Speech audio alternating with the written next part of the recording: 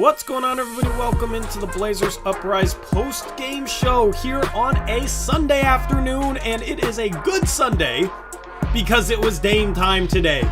It was Dame's day. It was Dame time. 41 points for the second straight game. Eric, people were worried about him after opening night. Bill Simmons said he looked like he lost his burst. Well, I hope Bill Simmons was watching this game because Damian Lillard is back.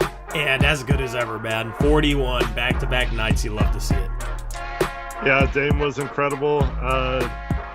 Was wondering where he was. There was like 6 minutes left in the fourth quarter, and he just checking back into the game, and we were down at the time. And but man, he made two incredible three-pointers there in the closing minutes. And I mean, Grant hits the game winner, but we don't get back in this game without the Dame heroics like usual.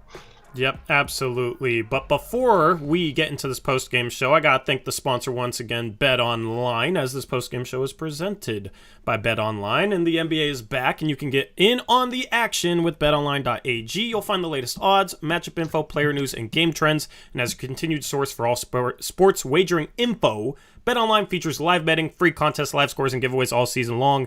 Head over to betonline.ag to join, and you receive a 100% welcome bonus with your first deposit when you use the promo code BELIEVE, that's BLEAV, and you receive rewards. BetOnline, where the game starts. All right, Eric, thank you to BetOnline once again. Now, we got some donos to read off in a second, but I did a watch party for the stream. If you guys want to go back and watch my reaction to Dame hitting that three, it is in a watch party stream. But so I was with Gabe for the Suns game. I did my own watch party for this game. I will have stream highlights probably later on tonight at some point with highlights from the watch parties and from post-game shows. But this is going to be an interesting post-game show, Eric, because if I'm being honest, the Blazers did not play well. Dame played well. The rest of the team played very poorly, in my opinion. Defensively, they had some good moments. The Lakers missed a ton of threes, though. They can't shoot. The Lakers have their own issues. The Blazers, Dame carries the offense. The rest of the offense was brutal, very sloppy. 19 turnovers in this game. I don't think the Blazers necessarily played that great last game, but they're 3-0. It's weird. It's weird being 3-0 to start a season, doing post-game shows talking about, yeah, man, we still haven't lost. All right, but the Blazers haven't necessarily played as well as I think they can, which is probably a positive. There's room for growth. There's room for improvement.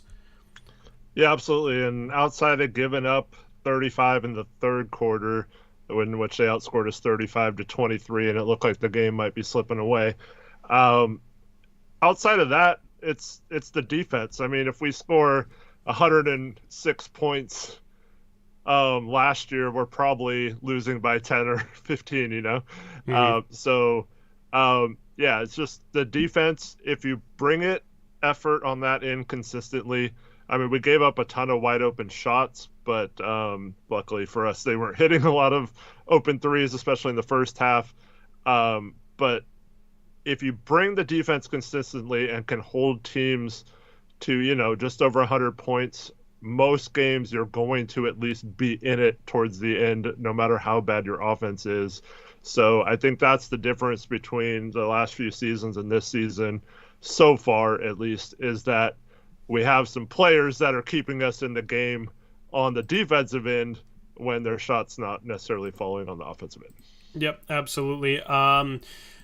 Just clunkiness a lot of times in this game, and Dame was the biggest offender in terms of turning the ball over. He ended up with, let me pull up the box score here.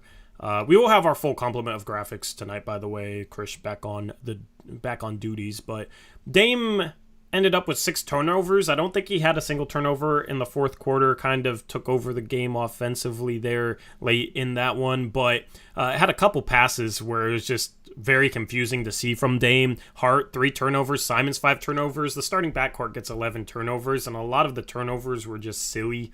Just misreads, not reading the game properly. Dame trying to force passes. Dame had a pass that was to like the 5th row on a skip pass. Just some weird stuff.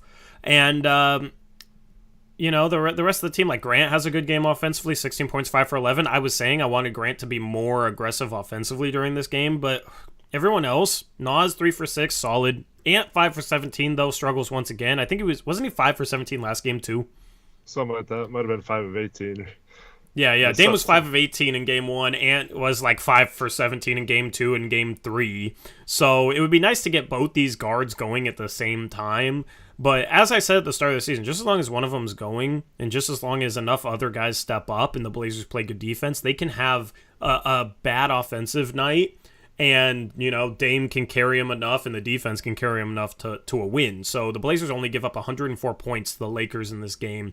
They gave up only 111 to the Phoenix Suns last game. That was in overtime.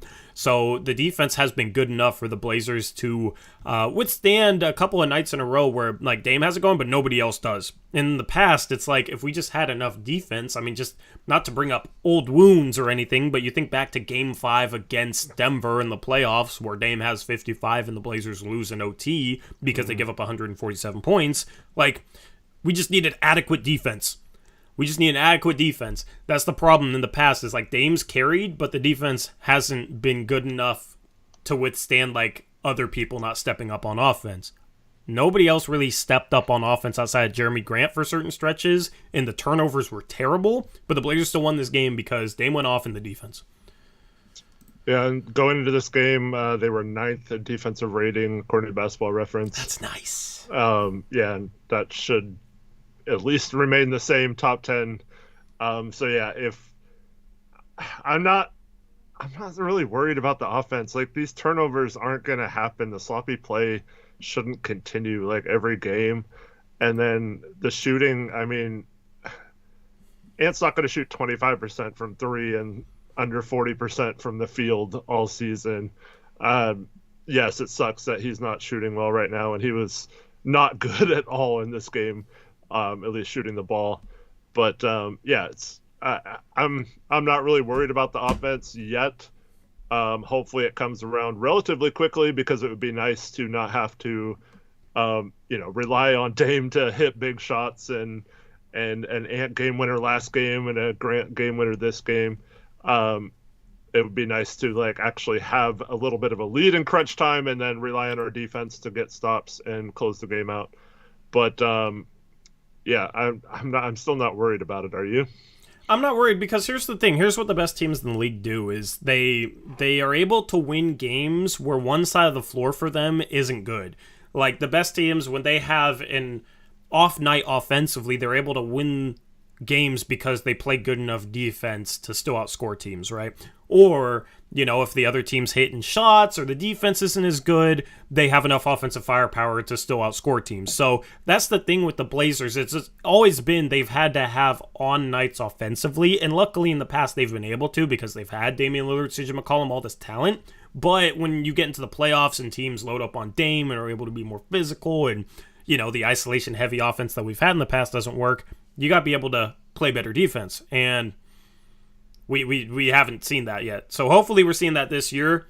9th in defensive rating going into this game, probably going to be a little bit better. And it's not against 3 slouchy teams either. It's the Kings, the Lakers, and both those teams on the road too, and then it's the Suns at home. So it's a decent schedule. It's not like they are struggling with the Oklahoma City Thunder, Utah Jazz like the Denver Nuggets are. So it's a situation. By the way, Denver's our next opponent. It'll be interesting to see those guys. That's tomorrow night, second night of a back-to-back. But just as long as they can have a good game on one side of the floor or the other, it's fine. Mm-hmm. That's how I view it.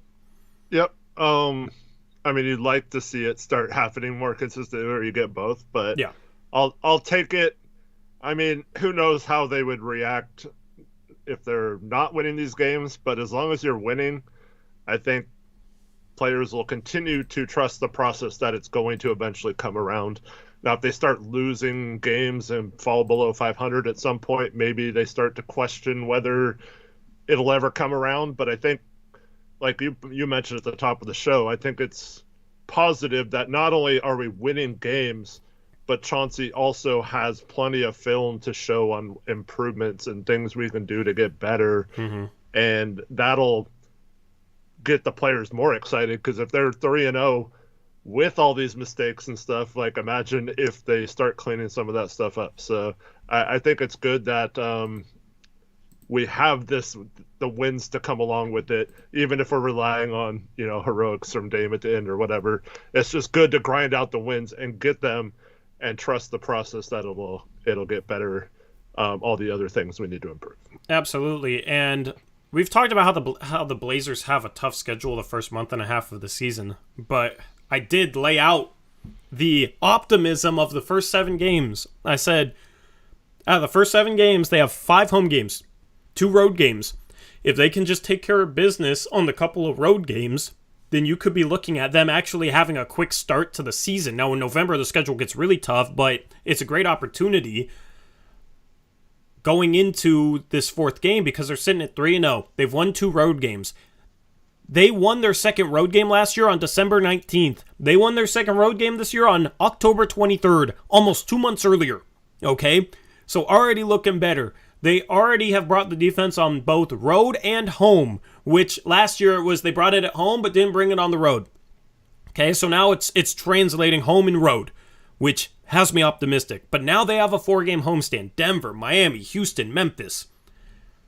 If they keep up this defensive play, clean up the offense a little bit, you could be looking at a team that's like 6-1.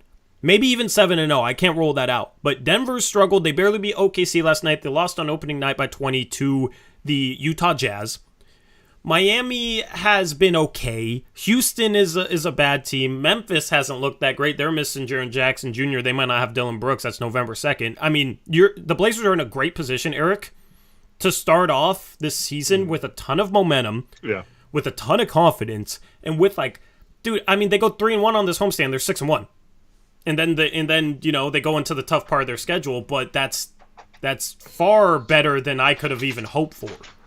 Right. I just hope they take it one game at a time and aren't looking at the schedule in that way. Yeah, I'm looking ahead, but right, it's just a great position going, 2 of 3 wins on the road going into a 4-game homestand to start the year. Yeah, if they can weather this, the first 20 so games of the season, it's just like last year. I felt like they did kind of weather it, despite how bad they looked in some games and how good they looked in other games.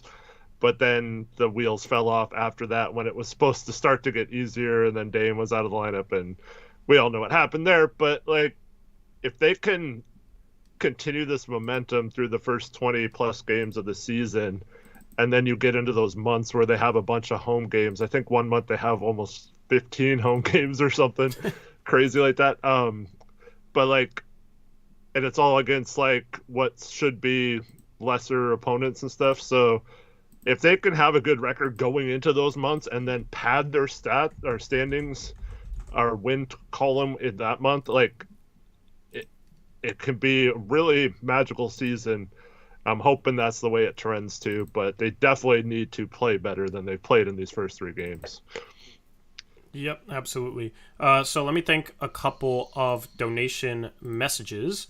Shout out to Jackson Burgess, $5 Australian donut, says, y'all gotta watch, I can't tell what time it is. Dame gotta watch, and he knows it's Dame time.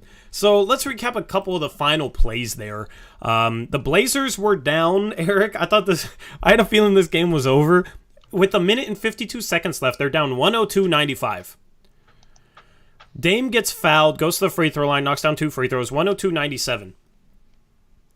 Back down the other end of the court, Patrick Beverly shoots a 3, misses it. It's nice playing a team with bad 3-point shooters like that. Go ahead. Real quick. Yeah, so I don't know if you noticed at the end, but they actually had Nurk guarding Westbrook, and he was just roaming. He was just crowding he was standing under the basket, on whatever side the ball was on, so he didn't get a 3-second defensive call, but he was just leaving him wide open on there. It was like a set strategy for them.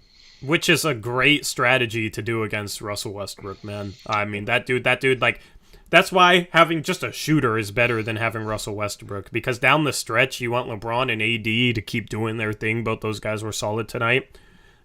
The problem is when you can hide your setter on the point guard who can't shoot, and then he can help out onto the paint, it makes it a lot harder. If that's a Buddy Hield, you can't do that defensively if you're Portland. Shot at their trade last year. Yep. Yep. That's why fit matters more than big names. When you have a couple of stars, you don't necessarily need a third star. You need somebody that fits, that maximizes those guys. That's why I was not a fan of the Russell Westbrook trade. And a lot of people were at the time. I was like one of the most outspoken people because fit matters, and having a guy that can't shoot that needs the ball in his hands next to two better stars than him has never been a recipe for success. So, I noticed that Westbrook was wide open. I didn't realize that Nurkic was guarding him, but that makes a lot of sense. That's a good strategy call from Chauncey, I think. Yeah, and then Westbrook wasn't even in on the last possession, so I don't think the last two possessions, I think he was on the bench. So, yeah, kind of funny. Yeah, very funny. So, 102-97, Pat Bev misses a three. Good defensive possession there. Bev had to throw up a three-pointer as the shot clock expired, but the Blazers really played that well. Yeah. And then with 1:15 left, Lonnie Walker blocked a Jeremy Grant lay-in. Grant attacked, got blocked. Nurkic followed it up to make it 102-99. Nurkic followed up that miss. LeBron missed a 26-foot step-back three with 52 seconds remaining. Dame. There was that sidestep. Booker tried to do it on Dame, missed. LeBron tried to do it on Dame, missed. Don't try and do Dame's move on Dame. You are not Dame, LeBron. You are not Dame, Devin Booker. Well, LeBron also tried like a 40-foot three-pointer and he airballed earlier from the L in Lakers, which I thought was funny. LeBron was actually pretty good this game, so outside of those two plays, he played really well. But LeBron was all right. But then Anthony Simons struggled all game, but this is the second game in a row he had a clutch shot in the final minute with 36 seconds remaining. He was trying to get the ball to Dame, and Pat Bev was just denying him, hounding him.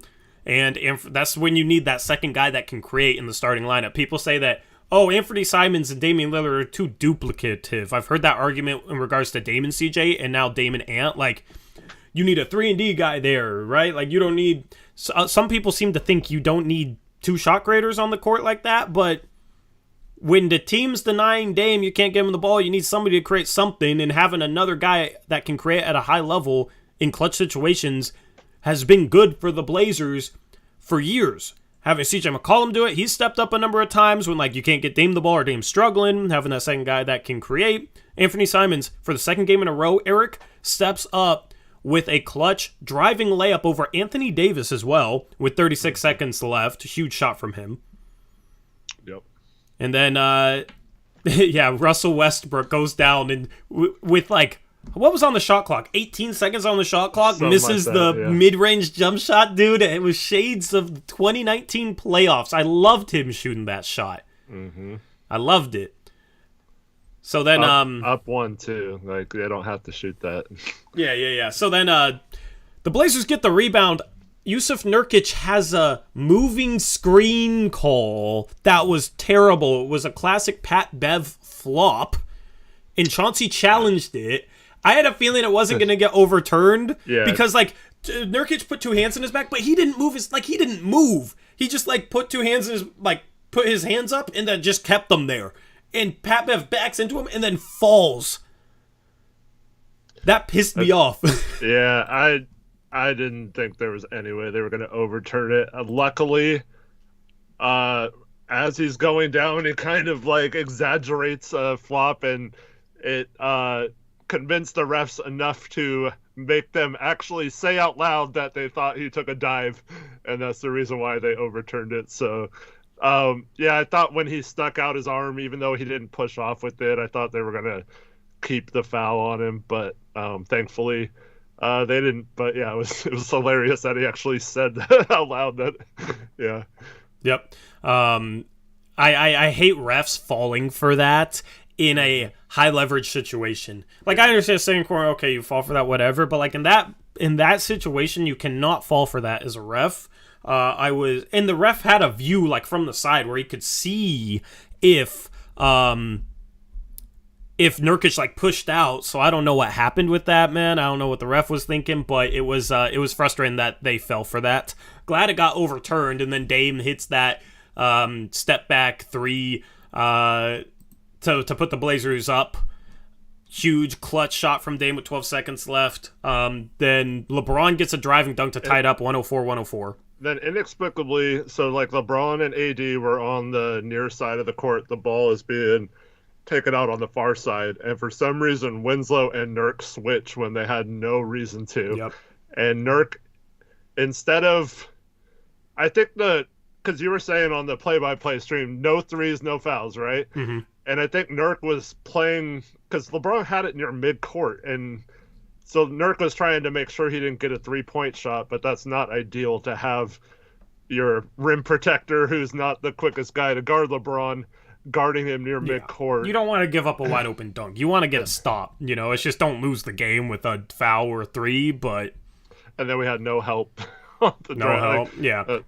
Yeah. So, if you're gonna switch in that situation, put in switchable defenders. Don't put Nurkic out there. You know what I mean? So I don't know what the game plan was, but the final possession they actually took Nurkic out for Nasir Little.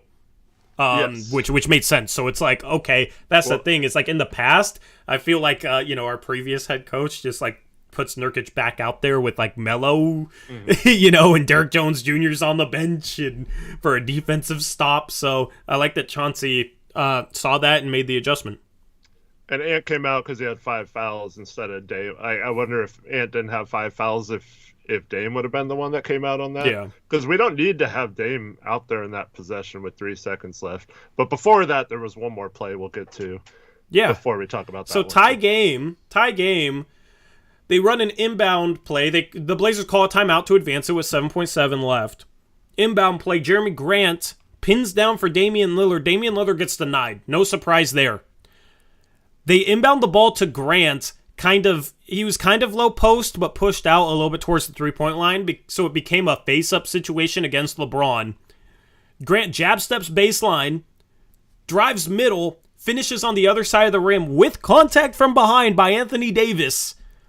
He scores on LeBron and AD with 3 seconds left to put the Blazers up 106-104. That ended up being the game-winning basket. What'd you think of about that play? Specifically, Grant pin downs for Dame. Dame gets denied. They enter the ball to Grant, and our power forward creates off the dribble to win us a game.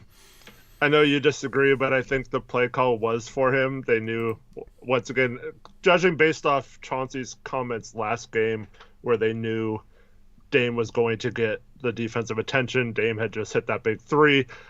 I think they knew they were going to overplay him, and that Grant was the main option. I mean, sure, if they didn't guard Dame, they would pass it into him, but they knew they were going to overplay on Dame. And when Grant caught the ball, the only thing I thought was, how great is this that we don't have to rely on Dame or CJ or Ant or whoever it is to create against pressure. We have a forward we can pass it into against one of the greatest players of all time, and he just drives in and lays it in and creates his own game-winning basket. We didn't have to run a play for him or anything. Like, it's just a simple post up out of an out of bounds play. Like, it's crazy that we have that balanced of a like who do you give it to in those last possessions? And it doesn't have to be Dame. Let's face it, Aminu or Harkless or whoever's not making those kind of plays. So we have that now, and that was a great acquisition. And I just kept thinking, like, I know he leveraged his way here, but like, how did we get this guy for the Milwaukee first round pick? Basically, like, that was a horrible trade by Detroit, and I'm glad it happened. Now that I'm glad he's a member of the Blazers, because it's a dangerous weapon to have. Yeah, I mean, I think it was a situation on the inbounds play. Like, Dame's hot. He just hit a 3. Like, I think Dame was probably first option, but they were ready for him to get denied. Like, it wasn't like they ran anything super creative to get Dame the ball. It's just a pin down. Like, you expect teams in that situation, especially with Pat Bev out there on the court, to deny Dame and not let Dame get the ball. Tie game, 7 seconds left. So the play design, is Dame coming up towards half court. I think it was a situation where if you can give him the ball, you give him the ball. He winds out the rest of the clock. You're able to get the last shot. He takes a shot at the buzzer. But if he's denied, then it's nice having the guy pinning down to be a Jeremy Grant who you can easily inbound the ball to, and he can face up and make a play happen. And the thing is, on a play like that, is teams aren't going to help off Damian Lillard.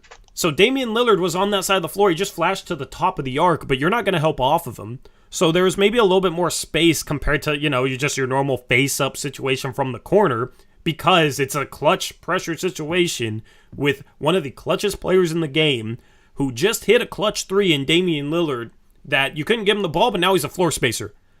Now Grant has the space to drive middle in that situation. So, you just got to have the guy that can take advantage, and that's something that the Blazers haven't had in the past. I mean, game 1, Josh Hart and Jeremy Grant had 2 and 1s in the final minute to help them win that game. Game 2, Anthony Simons hits the game-winning bucket. Well, game 3, it's Jeremy Grant. Before Anthony Simons' basket, Grant had that nice cut baseline, and they dropped it off to him, and he had that dunk in traffic, which was also a nice play. I think that tied the game, if I'm not mistaken. So, so another clutch basket by him in that game as well. Yep. Let me catch up on donos, and then we'll look at team stats, and then we'll jump into player cards. We don't have Brand's breakdown today, unfortunately, but it probably would have been a lot of sloppiness. so anyway, shout out to Arrowhead, $10 dono says, just wanted to apologize for earlier, Tori. I just don't see the progress with Nurkic. He's a veteran. I'm so tired of how he complains and doesn't get back. It's just no excuses. Gives other teams free play. So I almost said Arrowmancer. Different person. Arrowhead said, I need to, I forget what he said. I need to wake up on Nurkic last game, or, I need to have a wake-up call or something like that. We'll talk more about Nurkic in a second. Thank you for the $10 dono, Arrowhead. Yeah. I mean, you come in here saying, you need to wake up on this or wake up on that. It's just, snarky. I'll be snarky back. It's just, I try and match people's energy. That's just the way I am. But thank you for the $10 dono. I just think Nurkic should... People were making Nurkic out to be the scapegoat in this game, and I just don't understand it, Eric. Yeah, we'll get more into it later, but yeah, I don't think he was bad. He just didn't do much. Nurk wasn't... Yeah, he was... He was just like, okay. He was kind of invisible, but yeah, I don't think he would have been the reason we won or lost this game. Yeah. But it's like that was the main guy when we go down there at the end of that game that people were criticizing. It did not make sense to me. I'm not for sure, but I thought that back when I could see it, that was the third donation. I think we've only read off 2. Nah, Jackson and Arrowhead is all that I see. Okay. I'm scrolling back up, but Dro had a dono. You're right. Oh no, Dro's was after. I can't scroll back. If somebody left a dono before that, let me know. Sorry, YouTube glitches out, and I wish they just had a dono feed, but I have to click on the dono feed for it to actually load. So sometimes I don't do it early enough. But we try and read everything off. Shout out Caleb Pendergraph, $2 dono says, Bill Simmons recanted his take around 30 minutes ago. LOL. Yep. Thank you, Caleb Pendergraph, for the $2 dono. Yeah, don't make takes based off of game 1. His first game back. People were calling Dame washed. We talked about Dame tweaked his hamstring or something, or foot, right in the beginning of the game, and wasn't moving right. Ever since then, he's been fine. Yeah. Dro, I'm getting to you. Shout out Michael Orm, $2 dono says, can this team stop giving me heart attacks? I mean, at least the heart attacks end well, right? At least you end up alive with a win, So, 3-0. And glad you're still here, Michael. And when LeBron took that shot at the end, at least his feet were over the line, so it wasn't a 3-point shot. So we would have lost if he made it. At least it would have still been overtime. So that helps your heart a little bit, right? Yeah. But man, 3-0 sounds crazy. Shout out Tyler Jones. What's up, T Jones? A fellow T Jones out here. Eric with the $5 donos has been watching since 2019. Crazy to go from 20 people watching to hundreds. Keep killing it, guys. Go Blazers. Yeah, it's crazy to us too, man. It's Thank you, Tyler. Like, I don't know before this season what the highest amount of viewers at once we had was, but I don't think it was as high as like 600. We have 600 right now. Had like 750 last stream. Had 900 last stream. So we appreciate everybody who tunes in and makes this stream successful and donates and supports and participates in chat. Definitely say what's up in chat. I love reading your guys' conversation, even though I can't like read off every chat message, obviously, because we got to break things down. Thank you, Tyler Jones. Shout out Dro with the Drono. $4.99. I should round to $5. I'm just giving Dro crap. Thank you, Dro, for the $5 dono. Says Blazers win. I get promoted to manager today. WTF is going on. Our zone with Winslow up top is solid. Love how active we are on defense with our effort. Thank you, Dro, for the $5 dono. Congratulations on getting promoted to manager. Congrats, Dro. For whatever you manage. And it's happy to see you sober today after last stream. Sunday 4 p.m. is probably good that you're sober. So thank you for the $5 dono, man. Appreciate you. Shout out Hyperprime, $2 dono says that shade and steal on LeBron had me shouting. That was beautiful, Eric. Changing of the guard. I wrote this down in my notes. There was a point in this game. It'll probably go overlooked outside that Sharpe steal, of course. But both Nas and Sharpe had plays against LeBron where they weren't scared of him, or they weren't like, you would think young players would be like, oh crap, this is LeBron. I can't, like, Nas gets the ball and he's driving on LeBron. He's like, I can't go around LeBron, but he goes right around him and takes it to the hoop and finishes. And then a few minutes later pulls up 15-foot mid-range shot right in LeBron's face. And Sharpe had that nice steal on LeBron. Like, it was just nice to see the young guys not afraid of that moment. And that's going to be cool if they can earn some like crunch time minutes based on the play. Yep, agreed. Shout out to Caleb Pendergraph, $5 donor says, I have to admit I'm a huge fan of the Russell Westbrook trade. I think it was a great decision for the rest of the league. Yep. Yeah, I agree. Yeah, thank you. I like having Russell Westbrook in the Western Conference. Let's just say that. Thank you, Caleb, for the $5 donor. Do you think Pat Bev's playoff streak is in jeopardy? Yes. Yes. Unless you count the play-in, then maybe not. Maybe not. They made the play-in last year, and then they made the playoffs. They made it in, to the playoffs. Yeah. So I count the play-in as the play-in. If you make it into like the first round, the 7-game series, then you're in the playoffs. But like the play-in to me doesn't count as the playoffs. No. But I think it would count for the Kings. Like their streak wouldn't be a playoff drought anymore, because now they have the longest playoff drought in the 4 major American sports because Let's Go Mariners. So I don't know if it counts if breaks the drought. Yeah, that'd be lame if they got like the 10th seed and lost, and that counts as ending the drought. Yep. Guys, I'm getting caught up on donos. Shout out to Blue Wolf, $100 dono, biggest donation of the season. What's up, Blue Wolf? Thank you so much for the $100 dono. That's huge. You are the dono leader for this season. $100, man. Appreciate it. Everybody's been shouting you out. I saw chat all hype, but we got to read through them in order. So thank you for the dono, man. He says, first dono ever. Shout out to Tori, the best play-by-play announcer I've heard since the Shawns. Thank you, Blue Wolf, for the $100 donation. I feel like I'm not good at that yet, so I will absolutely take it. Well, sorry I had to do it solo, too. Yeah, I had to do it solo. I tried my best, and I was like paying attention to football, and like I wanted to eat my Pringles and stuff. So I tried. I think I could get a little bit better at that. There's room for improvement, but yeah, thank you once again, Blue Wolf, for being a channel member and the $100 dono. Greatly appreciate it. Shout out to Rollers Kate, $5 dono. Okay, there's your dono, Kate. Yeah, sorry, we just got to read through them in order and try and break down the game as well. We do our best to balance it and read them off in a timely manner. Shout out Rollers Kate, $5 donation, says, Dame took a 3 when they were fixing the shot clock and airballed it. That made me nervous, but I'm glad my nerves were unfounded. Dame time, all caps. Thank you, Rollers Kate. I didn't see that. Dame's clock knows that it didn't count, so like, why would he make that? Like, he's saving his makes for when it actually matters. So he's just getting the airball out of his system. Yeah.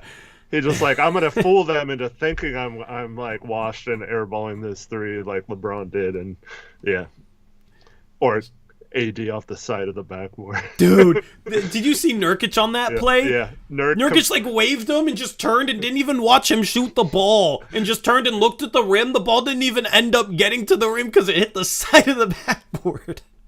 Dude, that was so disrespectful, and I'm here for every minute of it. And he did it again later on AD, and he gave him the little, like, I'm not contesting that sign.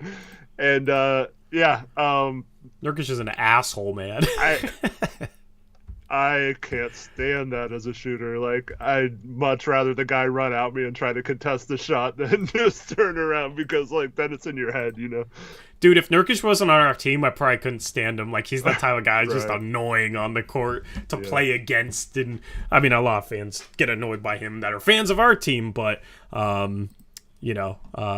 That's we'll talk about Nurkic in a bit with the player cards. 2 more donos to thank. Shout out M. Alam, $5 donation says, these gut check wins is exactly what the Blazers need early on, builds confidence, and helps identify points of improvement. Go Rip City from New York. Thank you, M. Alam. That's a great point, man. This isn't a situation where the Blazers are playing great and over their heads, and it's like, oh, well, what happens when they come crashing down to earth? There is so much room for improvement in these 3 wins for the Blazers to build upon the fact that they're still winning games, and it's not against complete bottom feeders, and 2 of the games are on the road. The fact that they're winning these games despite playing probably mediocre basketball given their talent level is extremely confident, and it's because they're actually playing some defense. That's what happens when you play defense. You can have it off night offensively and still win. We're just not used to that, Eric. Mm-hmm. We're not used to this team having 19 turnovers and we can still beat LeBron and AD because we played some defense. Yeah, well, I mean, in previous years, if teams just didn't make their shots, that wouldn't have happened, right? Yeah. I mean, I thought that's what it come down to, making and missing shots. That's all basketball is, right? So, yeah, it's just the offense has been a struggle. Dame got going, but like Ant, we got to get him going at some point. We get Ant going, watch out. Yeah, I feel like he's not... I mean, in that second unit, he's almost got to force some shots. So, like, I don't know. I don't think he's taking horrible shots or anything. He's just missing, like, the open threes that he normally hits. So, I don't know what's up with this shot. His shot's just off. But at some point, he'll find it. And when he finds it, we're going to be a really, really dangerous team. So, really dangerous. I mean, we haven't really utilized Grant that much the last couple games either after the first game. Yeah. And Hart's just Hart. I mean, he's probably...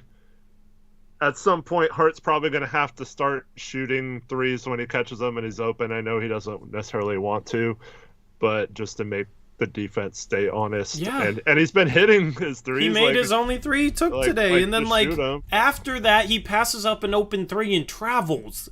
Mm-hmm. He needs to shoot. Like, before this game, let me find it. He didn't shoot a 3 in game 1. He was 1 for 2 in game 2, 1 for 1 today. I mean, he should just be... He shot 39%, or was it 37% in a Blazer uniform last year. That dude needs to shoot threes when he gets them. Because here's the thing. Grant is 2 for 3. Grant was shooting...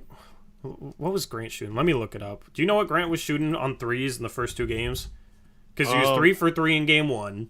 I want to say it was something like 60%, but I'm not 100% sure. He was 4 for 5, 80%. Okay. 4 for 5 from 3 going into this game. He's 2 for 3. So on the season, he's 6 for 8 from 3. Jeremy Grant is. Jeremy Grant might need to shoot a couple more threes per game. Mm-hmm. But also, that's phenomenal floor spacing for Dame and Ant. To have a guy that can shoot the ball the way Jeremy Grant can. And I believe in Josh Hart's three-point shooting ability. Like...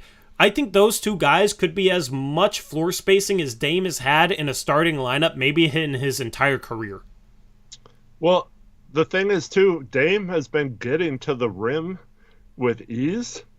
He's just missed, he missed 2 lay-ins tonight, wide open lay-ins, and he missed several last game, too. And that's with, good efficiency and 40-point-plus performances. Imagine if he's also making some of those wide-open lay-ins, but that's because of some of the spacing that he's getting. The lane is wide open, and Ant will start to figure that out, I think, too. Maybe because Ant had a lot more success on drives today than he did shooting, obviously. So I think Ant will realize he sees Dame getting going. Dame starts off this game. I think he missed his first 4 3-pointers. And it was like, oh, crap, we're 0 for 4. All Dame shots, 3 of them wide open threes. And getting kind of worried. But then what got him going? He drives the next time and scores at the basket. And then it was on from there. Yeah. So that's why I didn't mind Josh Hart being in the starting lineup just for his creation, his rebounding, his defense, and the fact that he can shoot and space the floor. Because that's the thing. I think with the second unit, the floor spacing is noticeably worse. And it makes it hard on Ant at times because Ant has to create a lot. I think that might be part of the struggles. The floor spacing in the starting lineup's a lot better. So that's something to watch going forward. I mean, you got Eubanks and Winslow, and Sharpe isn't like. I mean, Sharpe's a rookie. He can shoot.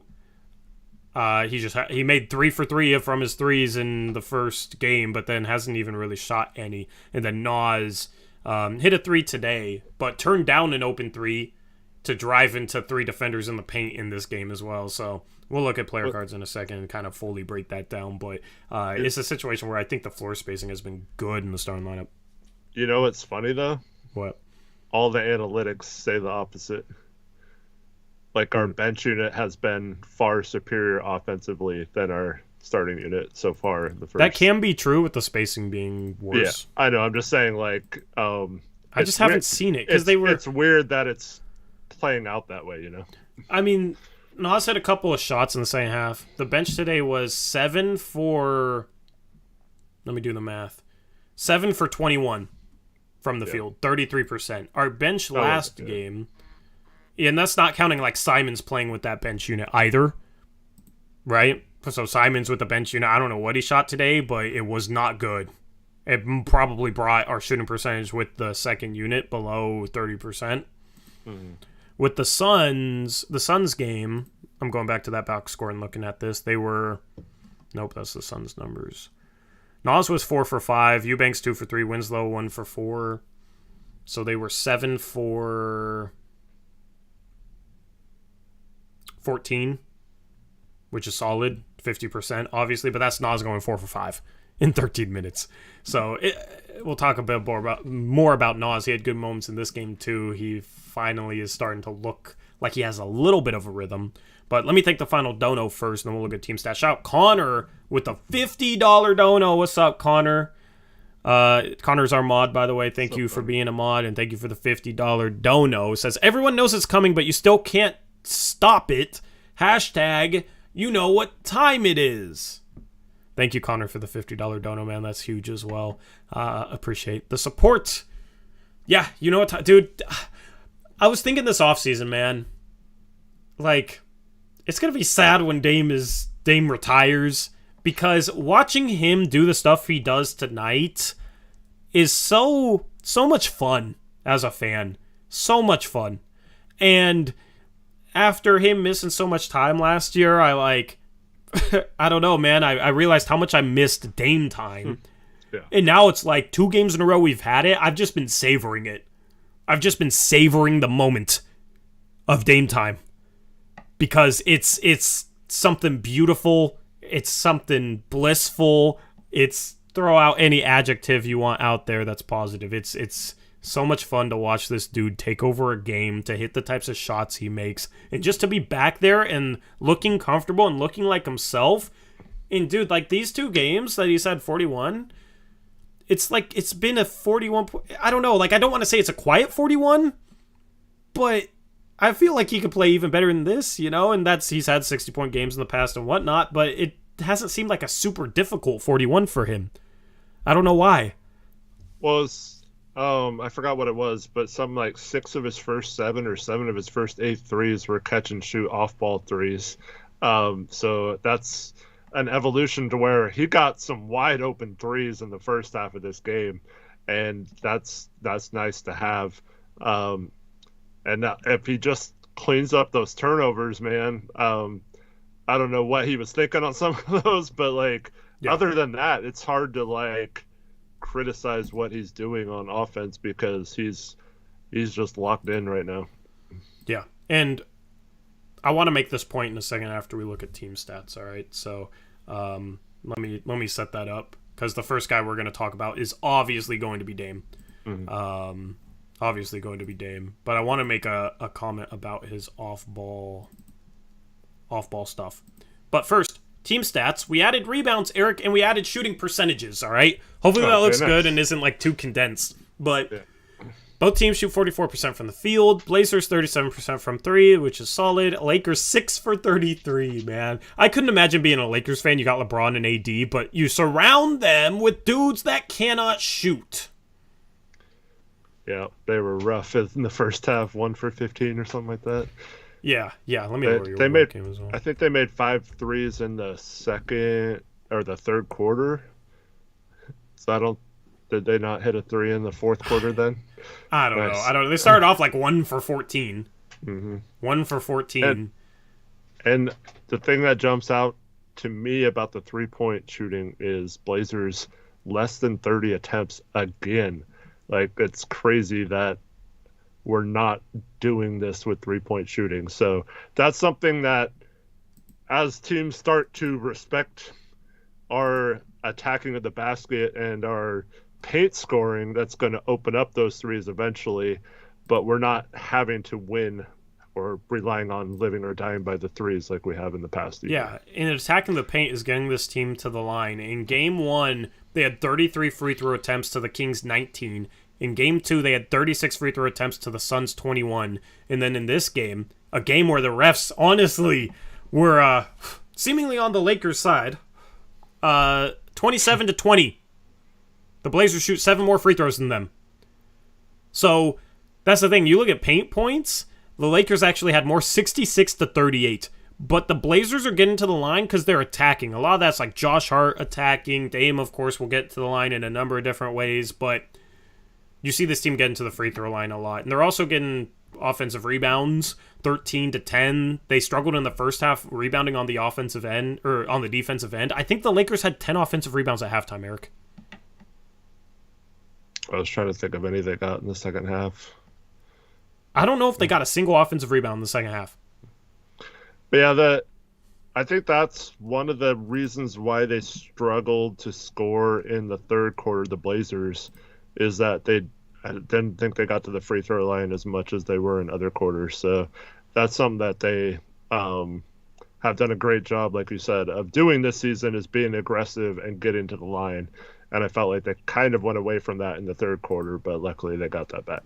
Yeah, and you know the Blazers are not going to get the benefit of the whistle being a small market Northwestern team, right? We've never gotten the benefit of the whistle. It's weird to noticeably outshoot teams from the free throw line 3 games in a row to start a season. Now, if teams defend better, maybe they don't get to the line as much, but it's not like Portland's just getting fouls that they are like flopping on or doing some James Harden stuff on, or, you know, it's like the Philadelphia 76ers end up at the line a lot, but Embiid's always on the floor. Harden's always flopping, always like, doing things to try and get free throws. The Blazers just get into the line because they're attacking. And that's what you can do when you have 4 guys in the starting lineup that can all attack off the dribble at a high level. So I love the free throw attempts. Mm-hmm.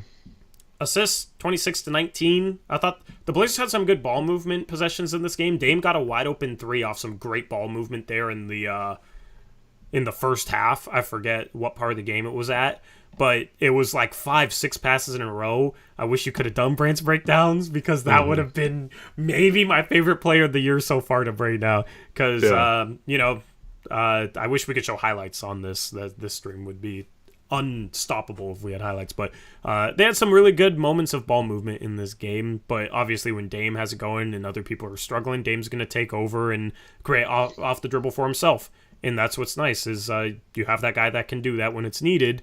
But then also this team is having good moments of ball movement, player movement, flashes of a more team-oriented offense. Yeah, absolutely. I mean, you'd like to see the assist numbers go up a little bit, but I think as they cut down on the turnovers, I think that'll shoot back up. Yep, I agree. Any other stats jump off the page to you? They did it, well, basically AD did this, but they did a good job of protecting the rim. AD had 6 blocks, I think, and they were getting their hands. LeBron had several swipes where he got the ball loose from one of our penetrators, so got to clean that stuff up. Fast break points, we had 15.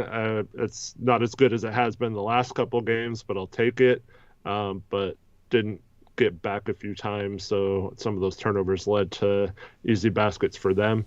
And then points in the paint was obviously very one-sided in this game. It had been the opposite the first 2 games for the Blazers, so I'd like to see that get back towards normal a little bit more as well. Yep, agreed. Anyway, those were the team stats. Let's jump into your cards. Or do you want to talk about Nurk first, or do you want to talk about Dame? I don't care. Whatever. Because I had Nurkic is up. No, let's talk about Dame first, because I want to make this point.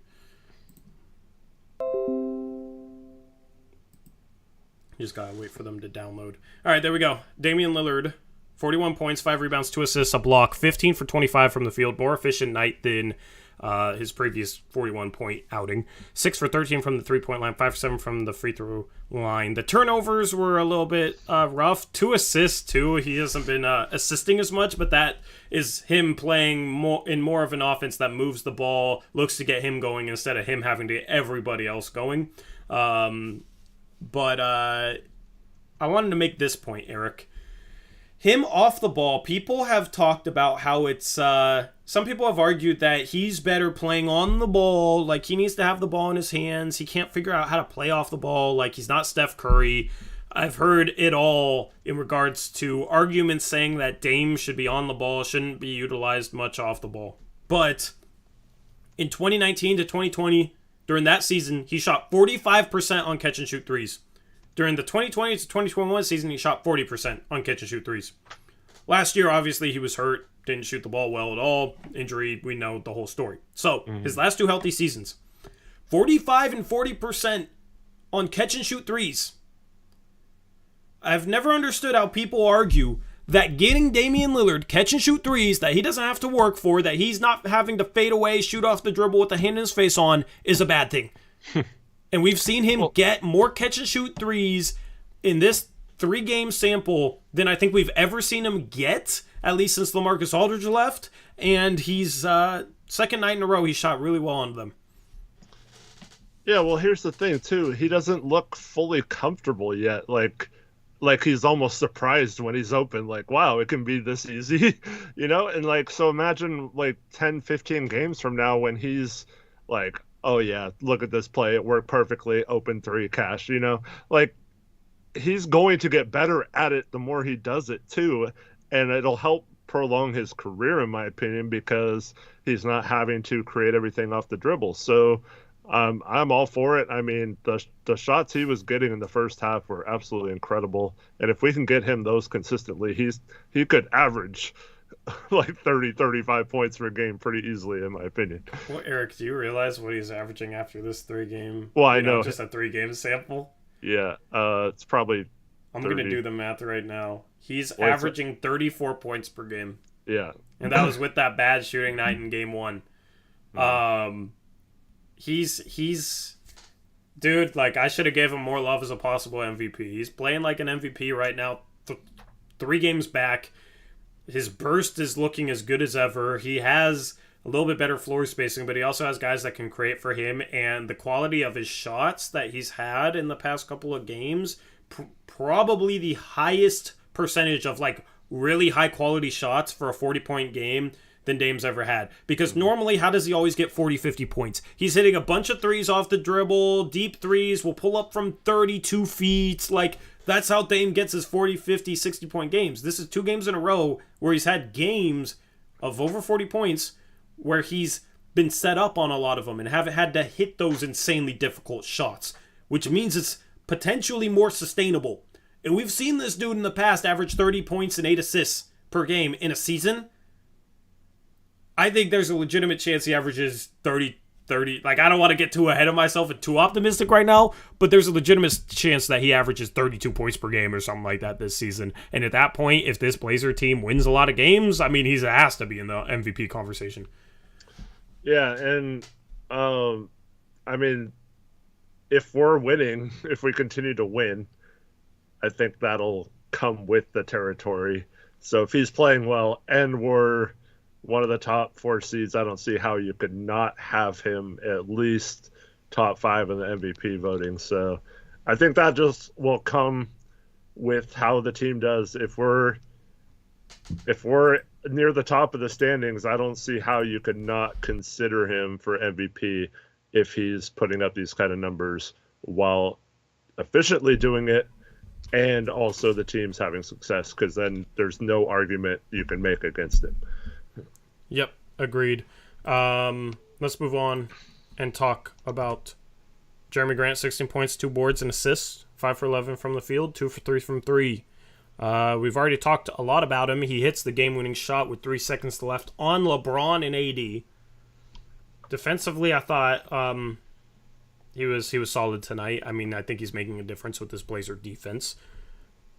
Additional thoughts on Jeremy Grant? Yeah, I think this was a better matchup for him because, well, it's the opposite on offense because the Lakers don't have a forward that guards like Dame. They had Pat Bev on him most of the game, so normally, like last game, you saw Jeremy Grant posting up CP3 and stuff like that. So we didn't really have that advantage because LeBron was guarding Grant a lot of the times he was in. So in those situations, I'd almost rather him be kind of a decoy or a baseline cutter, or like you mentioned earlier, spot up 3-point shooter, since he's knocking those down. And I love when we were struggling early, we ran a play out of the timeout for him to get a 3. And he does such a nice job of just catching it and releasing it all high in the air. I don't know how people do that, man. I've always struggled doing that. I know, but he seems to almost be better when he does that. Yeah. But because I think when he dribbles a lot and then pulls up, he has a tendency to kind of push it a little bit, so it's more like a line drive shot. But when he's in motion, it's just like a quick flick of the wrist, and he's getting better rotation on the ball and stuff. So I think it's almost better when he doesn't do that. But it's crazy that he can shoot threes like that, because usually it's a thing around the rim where you don't want to bring the ball down, not 3-point shot. But yeah, so I like that this game they didn't have to rely on him, but he still made plays. Would like to maybe see him cut a little more, or like you said, spot up for threes. But yeah, overall, I liked his game tonight. Yep. This is the Blazers Uprise post-game show presented by BetOnline.ag. Next player we're going to talk about, Anthony Simons, who had 12 points, but not good shooting. Excuse me for just a second. Yeah, you're getting a buzz or something, so I'll talk about Ant. 12 points, 2 assists, a board, 5 for 17 on his field goals. Did not make a 3, 0 for 6 from 3 in his 36 minutes.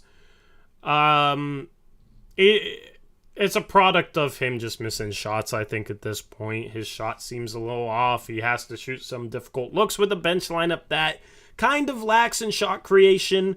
And it was very stagnant at times during this game, him playing with the second unit, where he had to try and create against a loaded defense out of a stagnant offense. And I would like to see the Blazers maybe stagger Jeremy Grant a little bit more with the bench lineup to help Anthony Simons out in the scoring and shot creation department. Maybe Josh Hart as well, because Simons ends up playing with a lineup that includes Nasir Little. Here, let me hide his camera. There we go. Oh, wait, no. There we go.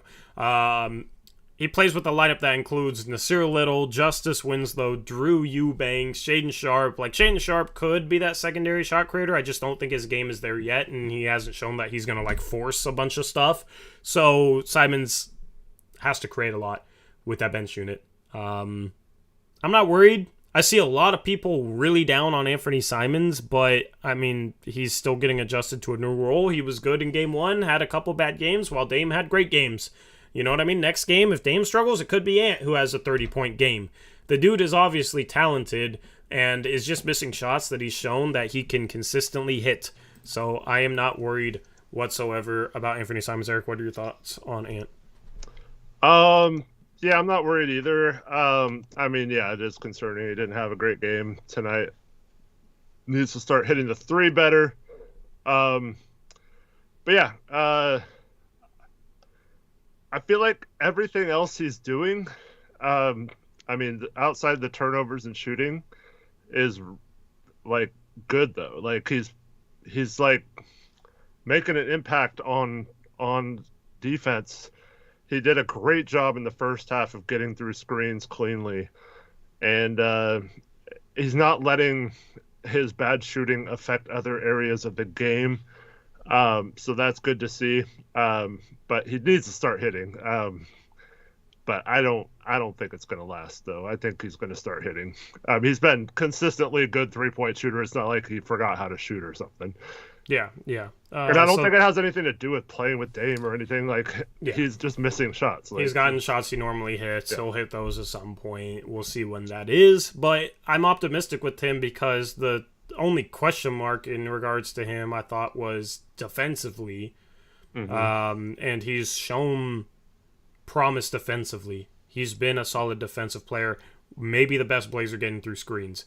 Honestly, I think it might be to the point where you consider, if we played the Kings tomorrow, you'd have to consider putting Anthony Simons on De'Aaron Fox instead of a Jeremy Grant, because De'Aaron Fox runs a lot of pick and rolls and Anthony Simons gets through screens extremely well. It's crazy to say that, but he's obviously stronger, which is helping him defensively. That's what I figured would help him. A lot of times he just seemed overpowered due to a lack of strength, but this year, has the strength necessary to battle guys. So yeah, I mean, he misses shots he normally makes, but then plays good defense. I don't understand why you'd be down on the dude. That people that say, "Oh, we need to trade him because he has a game like this," to me it just shows that they're a prisoner of the moment, because the only argument against Ant was like, "Oh, undersized backcourt, he isn't a good enough defensive player to play him next to Damian Lillard." I think he has disproved that this season. So now it's people want to get rid of him because he's not making 3-point shots. Are we seriously sitting here thinking that he's not going to start making 3-point shots at some point? Yeah. And we had our first non-sex bot. That's weird. I saw one earlier. It's like an NBA bot now. Yeah, weird. And here's the thing. People are concerned with the backcourt defensively, right?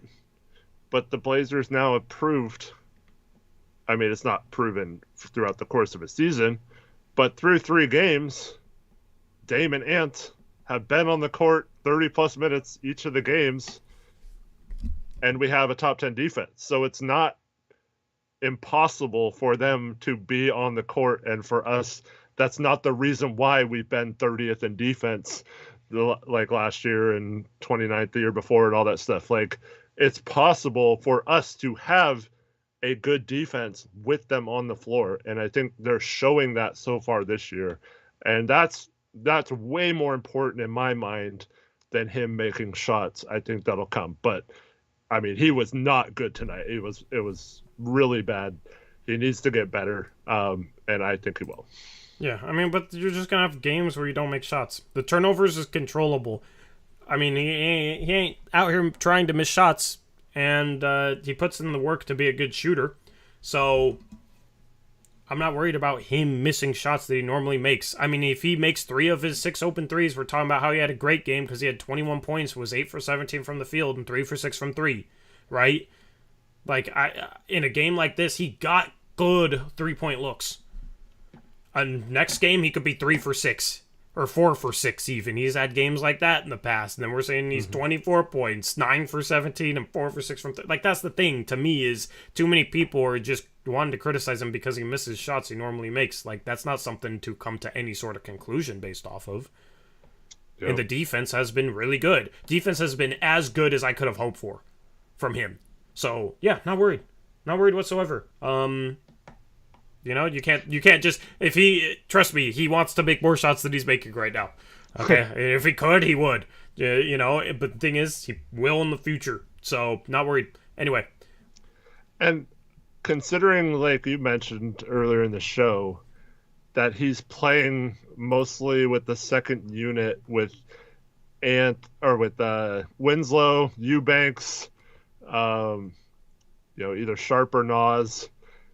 Like, how can you say that he's not running the offense? Like, how are you supposed to run like a perfect offense with those guys? Yeah, I mean, like, in the court right now. That's the thing. Like, one of those guys has the ball, everybody else is standing. I mean, what is he supposed to do? He has to go and get it and try and make something happen. That's what happens when an offense stagnates. Your best offensive creator usually goes and gets the ball and tries to help the offense out. Otherwise, it's what? You're gonna let Justice Winslow ISO from the top of the key? Yeah, that's not a good idea.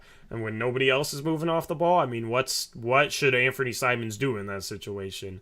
You know, like he can run and initiate the offense, but he can't move off the ball for his 4 teammates. He can't be a good shot creator for Justice Winslow. Like, he can't become Justice Winslow and create shots, you know what I mean? He's only Anthony Simons. So, yeah, the bench unit needs to have more movement. Needs to maybe play a more set-based offense than the starting lineup. But, yeah, I'm not worried about Ant. People are being too hard on him right now, I think. And I mean, like I said, he's got to start making them. But he's getting to spots and getting his shot off against defenses that with that second unit that are keyed on just stopping him. So, like, I feel pretty good that he's, you know, at times he's being aggressive and getting to the basket. At times he's got that pull-up mid-range. And, yeah, if he just starts knocking down his open threes, I think we're fine. Yep, agreed. Let's move on and talk about... Can we just talk about the Grant thing real quick? Oh, yeah, the people, yeah, let's go back to his card. Okay. Go ahead. All right, so I don't want to speak for you, but I'm pretty sure you feel the same way, knowing the hundreds of hours we've done of shows talking about this. Yeah. Tori and my problem with Grant was always his attitude towards his role and the cost it would have taken to acquire him if we're talking about going back to last trade deadline, where the rumor is we offered Hart and our lottery pick for the lottery pick from New Orleans that might have been a lottery pick for Jeremy Grant back then. And that would have been like too much to give up possibly. And then when he wanted to be here, wanted to accept a role, wanted to play on a team where he wasn't the number one option versus everything we had heard to that point in Detroit, him wanting to be that number one option and not really caring about being on a winning team and all that kind of stuff. It was context based, yeah. Yes. So that all flipped when we heard that he was working out with Dame, wanted to be here, was going to actually make Detroit trade him here and get offers off the table from other teams by saying he would sign an extension with them, all that kind of crap. So once that happened and we got him for as little as we did, it was a great move. It was good. We still had concerns about the type of, and honestly, it didn't come into play tonight because the Lakers don't have a guard that's good on ball. So we didn't have that problem. But the first 2 games, we've seen multiple examples of Jeremy Grant using him in a way that's not the best for his defensive skill set. And I'm still concerned that that's how we're using him. But if you use him the right way, he can be really effective on defense, both on ball ISO situations without a screen and in a help situation. So there are certainly positives about it. And now that all those things happened in the offseason, we were both thrilled to have Jeremy Grant on this team. Yeah. And he's playing really well. Bob and Weave, you're completely fine, man. Like, that's the thing, is the whole conversation around Jeremy Grant for us was very context dependent, and if you didn't watch us regularly, you probably missed some of the context behind why we weren't huge fans of the idea of getting him. Eric just laid it out. So there's other people that come in and say, you guys are wrong on Grant, see, this is why we wanted him or whatever, but yeah, like, that's the thing, is they ignore the context behind why we weren't super high on him. But as Eric said, once he wanted to be in Portland, which means that he was okay with being more of a role guy, because obviously you're not going to come in here and be the number one option with Damian Lillard on the team, then I was open to him. But I also didn't want to trade the 7th overall pick for him. I was against that. Even if Shaedon Sharpe doesn't pan out, it's still the right move not to trade the 7th overall pick for him. Mm-hmm. I mean, we could have possibly gotten Benedict Mathurin, who's averaging like 20 a game in his first 3 games. He ended up getting taken the pick before, but I mean, Benedict Mathurin, you could make the argument 24. 24 a game? Yeah, you Yep. can make the argument he's just as good as Jeremy Grant as a rookie, right? And, the whole conversation was rookies can't help. You need to trade it for a proven role player like Jeremy Grant. Well, the rookies in this year's class, at least near the top of the draft, have been playing really, really well. And, even like a Jake LaRavia from Memphis has played well and been a role player for them, and they've, won a couple games to start the year. So, the conversation around Grant is context dependent and it's detailed. So, yeah, feels like we probably should have explained it last stream in regards to that, because we were never completely out on getting him, and now that we have him and he's playing the right role and he's accepting the right role, is the type of forward we needed. So then that's what I always said about Grant. If he's willing to accept the secondary role, and we're not trying to use him like the number one on-ball stopper for guards just because he struggles getting through screens, and you'd probably want Nasir Little or Josh Hart to be that guy, then I like him a lot. So I don't know if you were early to the stream or not, but we raved about Jeremy Grant early on in the stream. I was saying I can't believe we have a power forward that can do this stuff. It's so nice on a game-winning play, tie game, 7 seconds left, to be able to throw it to your power forward and he can go create a shot and score on LeBron James and Anthony Davis. That's huge. He won this game with that final offensive possession. And in game 1, had an and one to go ahead against the Kings in the final minute. That's 2 games that he helped us win with huge clutch plays, him scoring off the dribble in the final minute. And also, I mean, rebounding is an issue with him. Like, that's fair to say. And Chauncey even said he was challenging him to be a better rebounder and all that kind of stuff because it wasn't acceptable. And Jeremy Grant's accepting that challenge. So, I mean, he only had 2 rebounds tonight, but if he can become a better rebounder, that's great. But that's a fair criticism of his. But I don't like, Bob and Weave, you saying that if he would have had a bad game, we'd be all over him. Like, you're just like making that up. We haven't. I don't think we've said really anything unfair towards Grant based on our previous opinions since we made that trade, right? I don't think we've been critical of him at all. Like, and that has nothing to do with being right or wrong. Like, I'm stoked that we have Jeremy Grant and he's playing well. Like, I'm not like going to hold anything that I said in the past against him or anything like that. So yeah. I mean, that's the thing with like Ant too, is if the dude's struggling to shoot the ball, he's proven himself as a 40% 3-point shooter. I'm not going to like be hard on him for missing 3-point shots. I'll be hard on him for some of his turnovers, and I was hard on him last game. Like, he struggled handling the pressure that teams normally give Dame.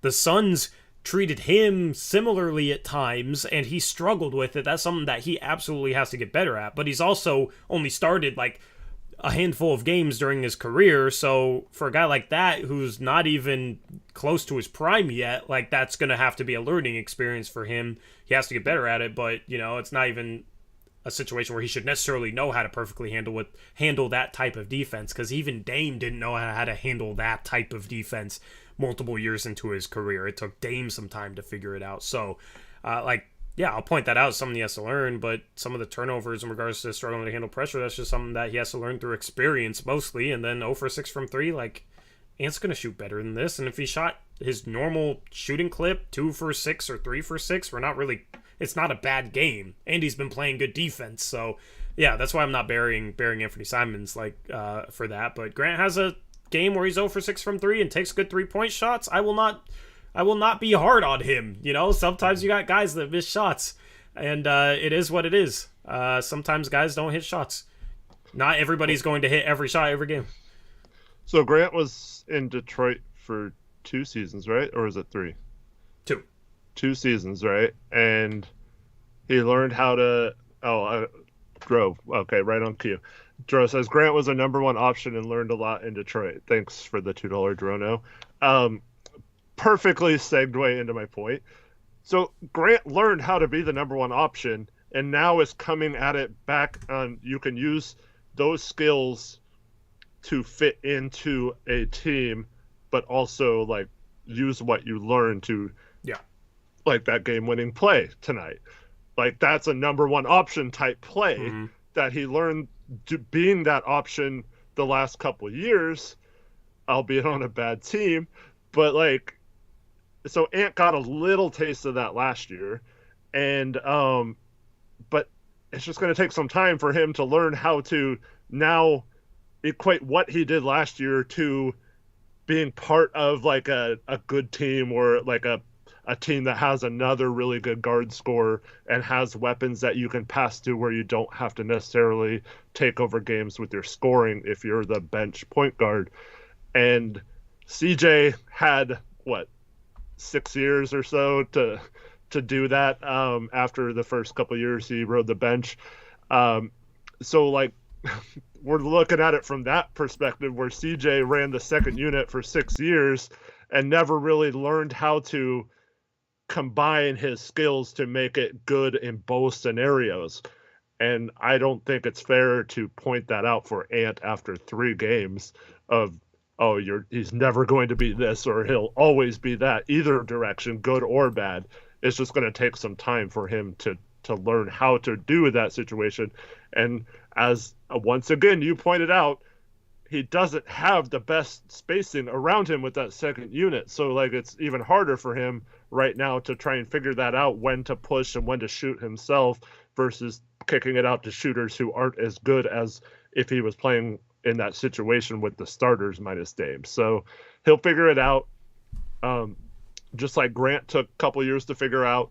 And that's another reason why my opinion on Grant flipped so much, is because he didn't come here saying, "Oh, I'm better. I'm just as good as Dame. I want all the shots." You know what I mean? Like, he's fine taking 11 shots if we win the game. And that's the kind of attitude of players we need to have. And I was worried about him not having that attitude based on him going to Detroit versus accepting the same contract on a contending Denver team that just went to the Western Conference Finals the year before. Like, does this guy not want to win? Does he just want to put up stats? And that, to me, is a valid question. And it is a valid question. He is proving that he is back to being a team player, a contributor, a very good player on a good team. And that is a valuable asset to have, and one we haven't had at the forward position. I mean, people say since Aldridge, but I mean, Aldridge is a very different type of player. He's more of like a center in a power forward body, but like, they're just different players. It's hard to compare, but we have not had the kind of put the ball on the floor type forward that Jeremy Grant is. And it's exciting to have, man. It's just like it just frustrates me. People ignore context, and it drives me crazy. Like, we evaluate Grant based on him wanting to play for a bad team that's not a winner, so that he can be a guy. We evaluate him based off that. Then he changes his mind and wants to play for a good team and be a contributory piece towards winning, so we change our evaluation because it's new information. But then it's like, oh, well, your old evaluation was so negative, and now you guys are positive. You guys just flip-flop so much, and no, it's two completely different evaluations because it's two completely different sets of information and context. That's the thing with basketball arguments and whatnot, is it's very context-dependent. It's very context-dependent. So, That's the thing with arguing Jeremy Grant. It's very context dependent. Don't ignore context. Yeah. Anyway, let's move on and talk about who's up next. We got Josh Hart. 16 rebounds, 9 points, 5 assists, 2 steals, 3 for 5 from the field, 1 for 1 from the 3-point line, 36 minutes. Very efficient. Would like Hart to be a little bit more aggressive at times. Same thing with Jeremy Grant. But Hart rebounding the ball, Eric, almost a career high. He's had 17 rebounds in a game twice in his career. 16 boards for Josh Hart. Mm-hmm. Yeah, he's got to shoot the open three. But overall, loved his play tonight. We need that rebounding from him, and just a great glue guy, great pushing the tempo type of guy. Can get you a basket when you need it. Just great. Yeah, 5 assists as well. That shot creation, him setting up Dame, making the extra pass. I raved about Josh Hart last game. I'll rave about him again today. I mean, that's the thing. Even if he misses shots, he has an impact in literally every area of the game. He has no weaknesses, man. I mean, it's nice having to do with no weaknesses. Underrated role player. One of the most underrated players in the league. Everything I say about him right now will be everything I said about him in the last postgame show, and this past offseason. Yep. I don't really have anything else to say. I don't know. I don't know. He's just solid, man. He's just solid. Let's move on then. Justice Winslow, 7 points, 5 rebounds, 3 assists, 2 steals, a block, 2 for 8 from the field. 3 for 4 from 3, missed a couple threes. What were your thoughts on Justice tonight? He had some good defensive moments, had some rough offensive moments. What were your thoughts? Outside of 2 plays where he got back cut by LeBron for easy lay-ins, I thought he was really good defensively. Was big on the offensive rebounds. I don't know how many he officially had, but it felt like he got a bunch, just didn't finish the putbacks outside of one. But yeah, I mean, one of his only shots he makes is a long 2-point shot. It's kind of funny. And then the other one was one of those putbacks. But yeah, it's obviously he's going to be playing a major role in this team, and I think he came in and kind of changed the tempo and the feel of the game in the first quarter. Second half was a little more rough, but I don't think it was terrible outside the shooting. Much like Ant, he contributes in other ways. It's tough.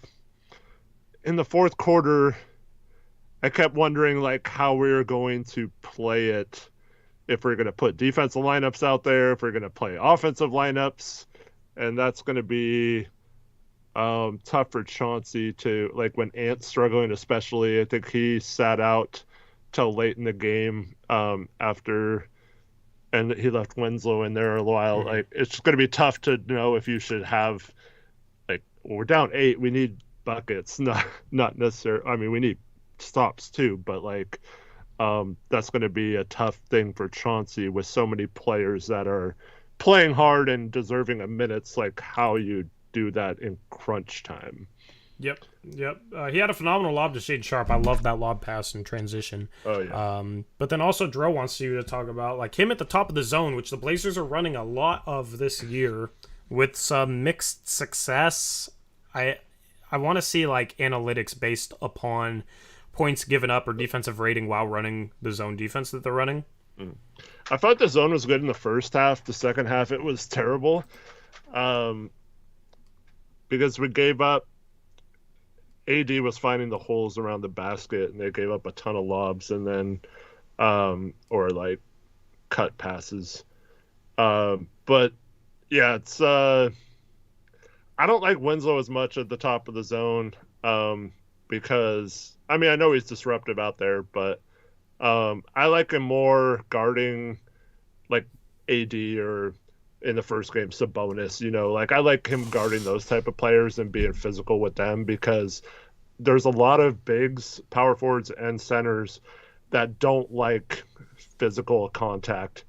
And I'm like that too, because like, you know, Justice is smaller than a lot of those guys. So when you have like a really strong guy that has a lower center of gravity than you, and they got their arm around your hip or something, and it's not really a push off, but they're like pushing around you know, the waist when you're going up to shoot. Like that's it can get under people's skin. That I much rather prefer him around the basket making those plays than having to guard a quicker guy, just like I'd say about Grant.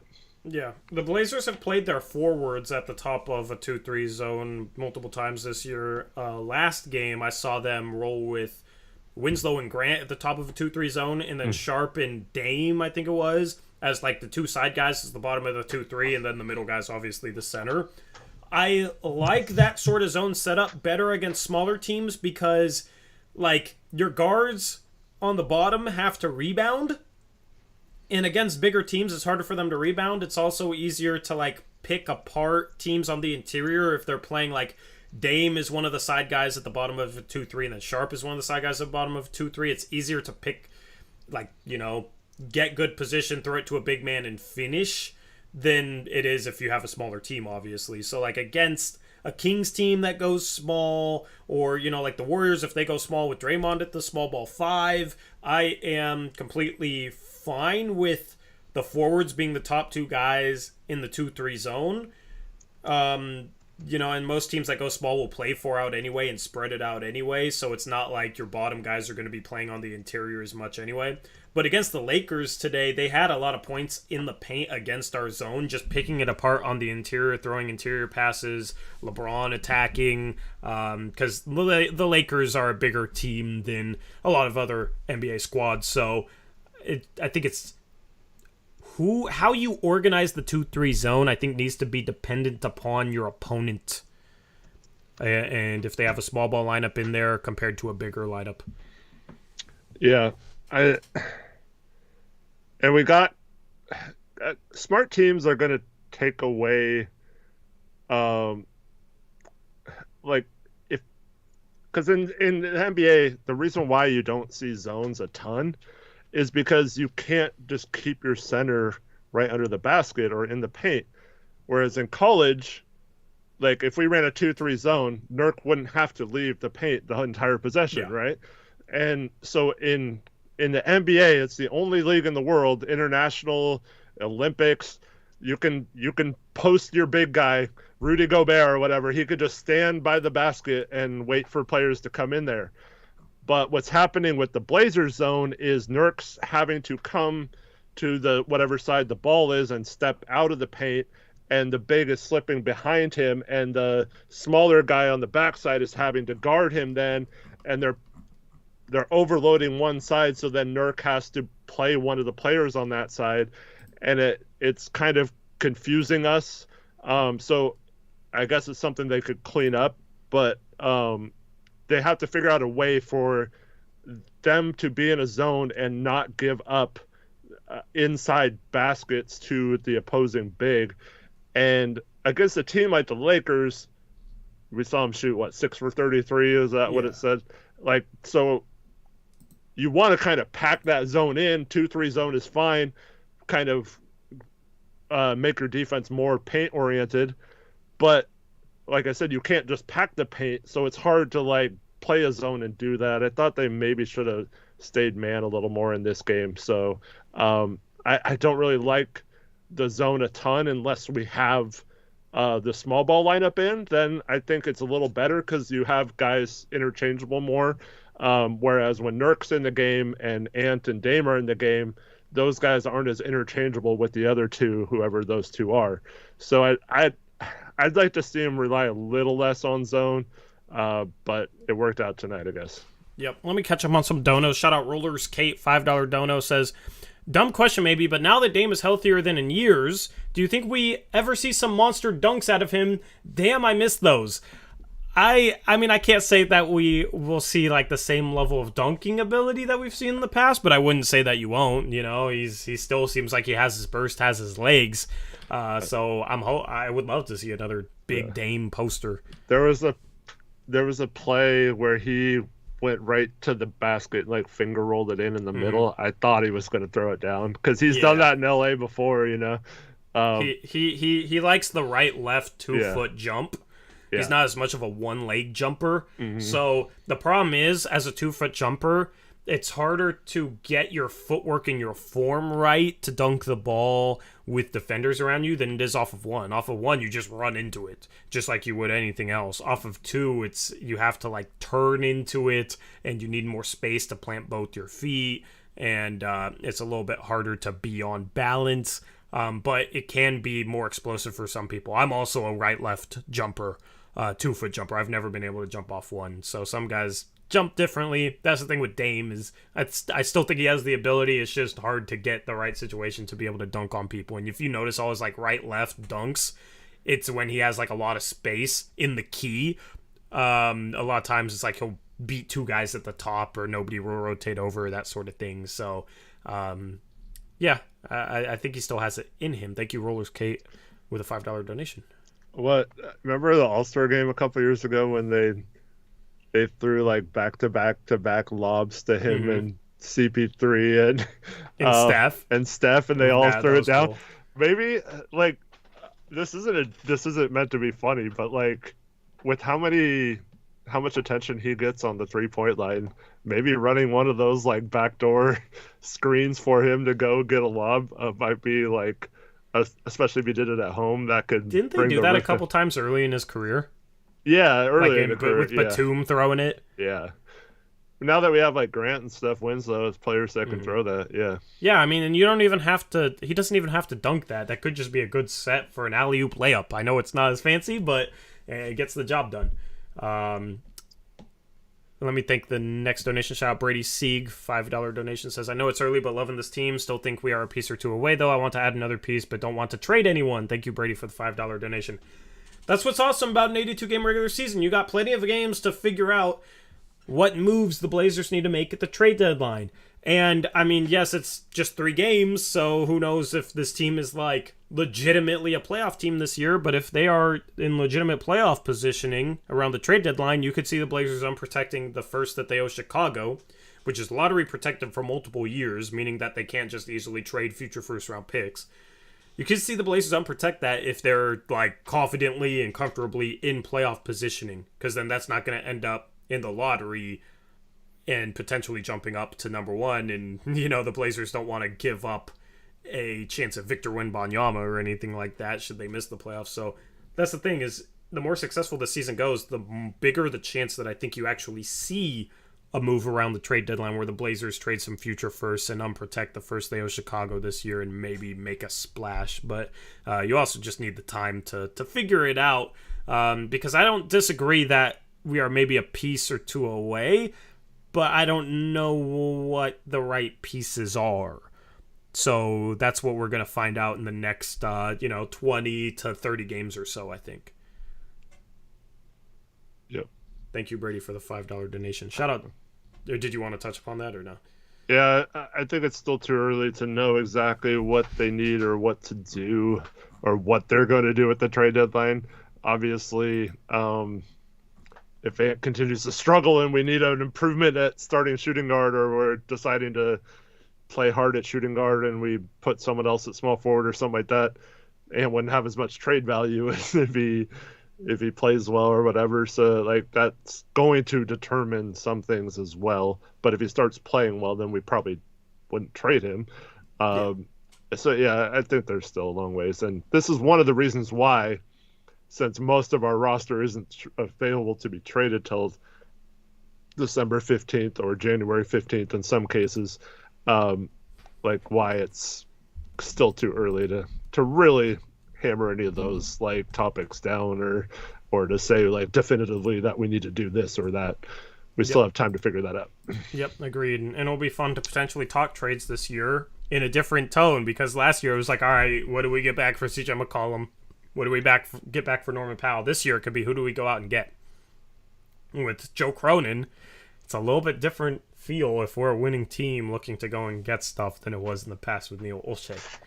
So we're going to wait and see when we're going to find out, and that's going to be one of the storylines we talk about this year. We'll have more trade talk on post-game shows, obviously, the closer we get to the trade deadline. But at this point, it's just enjoying this team as it is now and how they're gelling as they start off 3-0. Shout out Definitive One, $5 donation. He says, 3-0 could easily be 0-3, but we've won with grit, defense, and toughness. When GP2 and Ants 3 both show up, we'll be dangerous. I can't wait for GP2 to be playing for this team and for Ant to start shooting the ball better.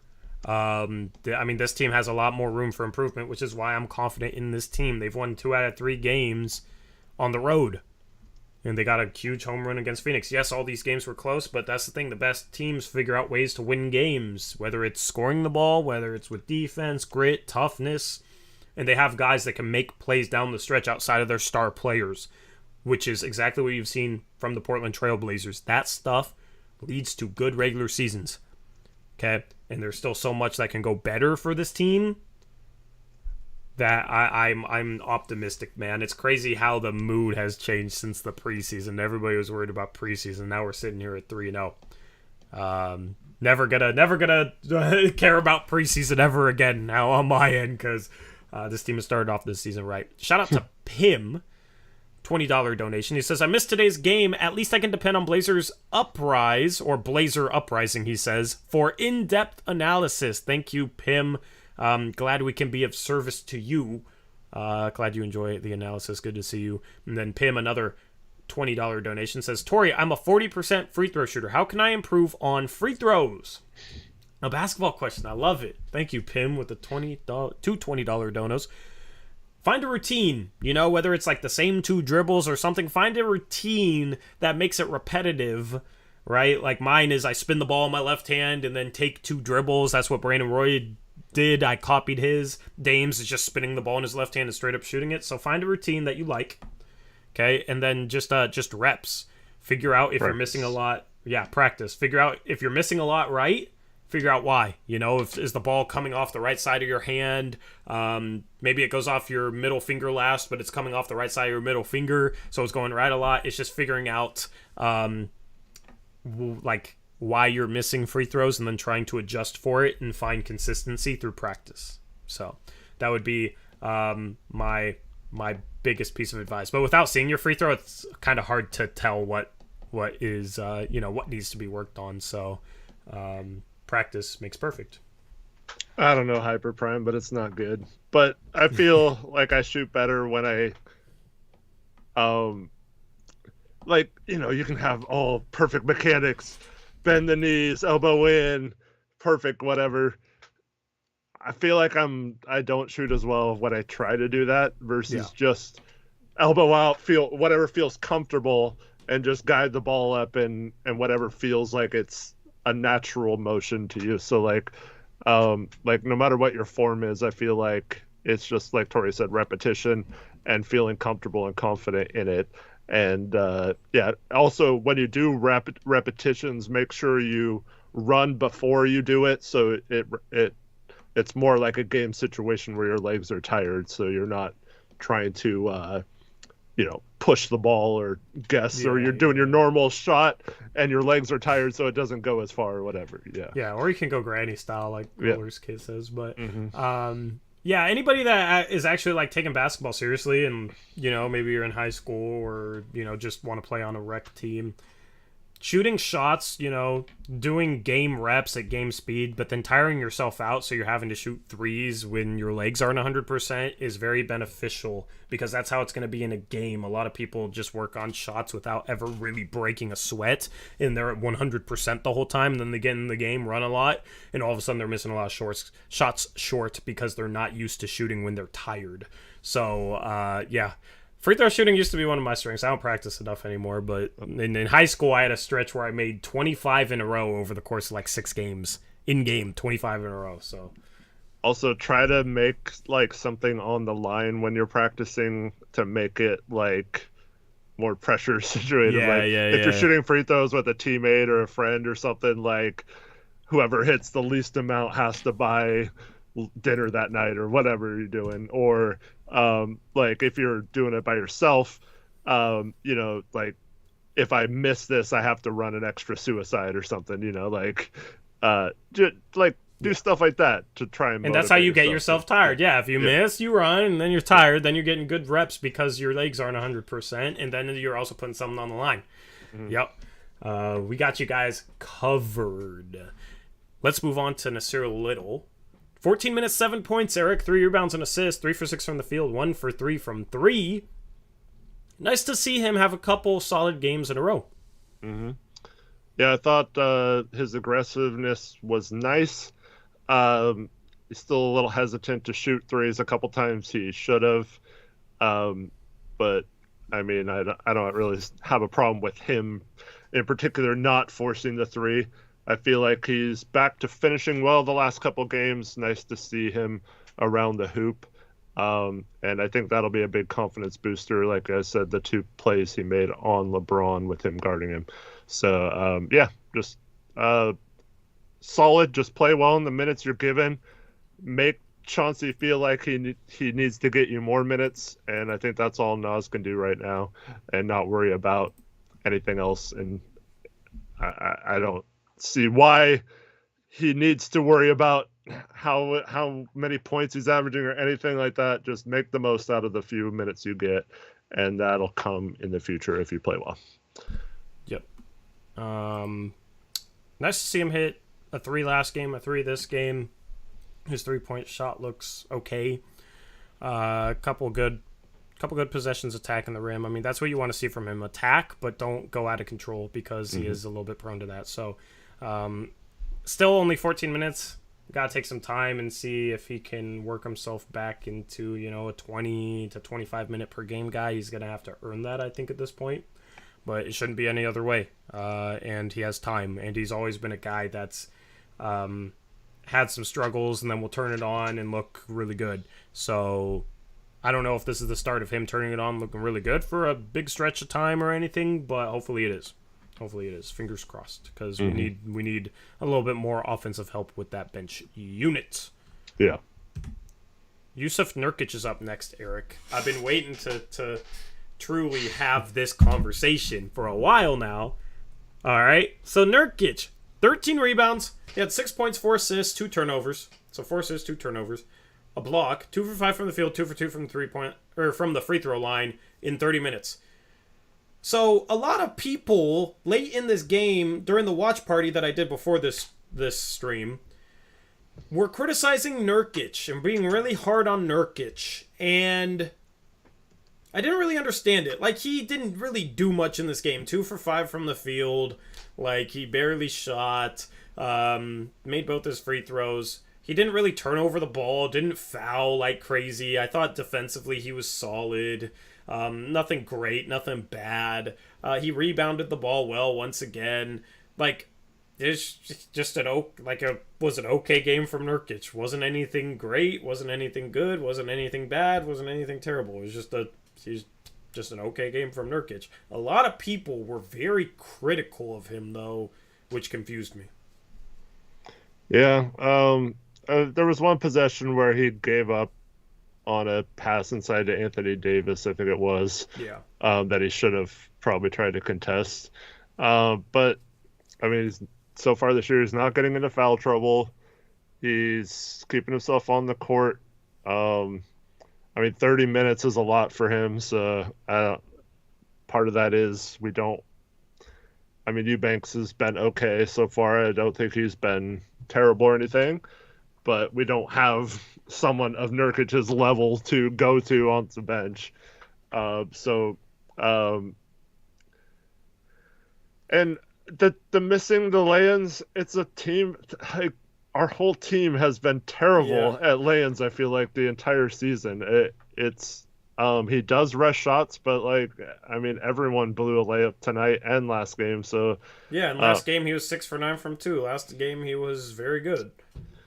He has that one where he kind of rushed and it rolled around and then fell out. It was a really easy shot that the ball bounced right to him and he missed it. But if he makes that, he's 3 for 5, and it's I don't know.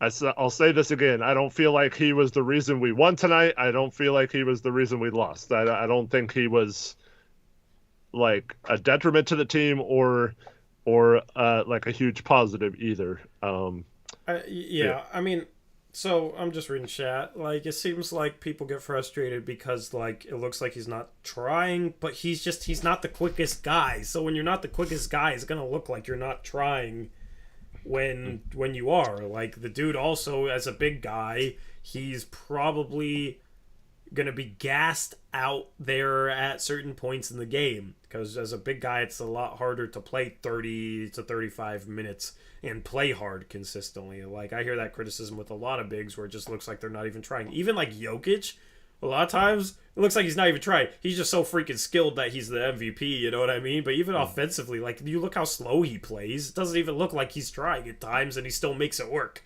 So that's the thing with Nurkic is I feel like it's people think he's not trying, and that's not. I don't think that's true. But then also it's his misses will be the way he shoots it is frustrating for people, or it's something about the way he misses is frustrating for people, whereas if another big misses just trying to go stronger, it's not as frustrating. But that's the thing is it's fans caring about aesthetics or getting worked up with oh, it looks bad. There's a comment. Bob and Weave says Nurkic is frustrating to watch because he's bad at things that are infuriating from a viewer perspective, which I guess I can see that, but people need to move on.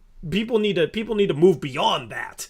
You know what I'm saying? Like, he misses a layup and it doesn't look good, but then somebody else misses a layup. I mean, it's two missed layups. It's two missed layups. So that's the thing. It's like there's games where he's 7 for 9, but people get so worked up on two missed layups because like the way he shot it they didn't like, or he rushed it and they didn't like, and they are so caught up in it that it just turns into bashing. Like, a missed layup's a missed layup, regardless of how he misses it, how he shoots it. I made three. If this dude like had the space and could bounce in threes and he constantly made them, then you know what? It's a make. You know, I mean, that's a little bit of an exaggeration, but you get my point, man. It's just production is production. A lack of production is a lack of production. That's what I care about. Is he producing out there or not?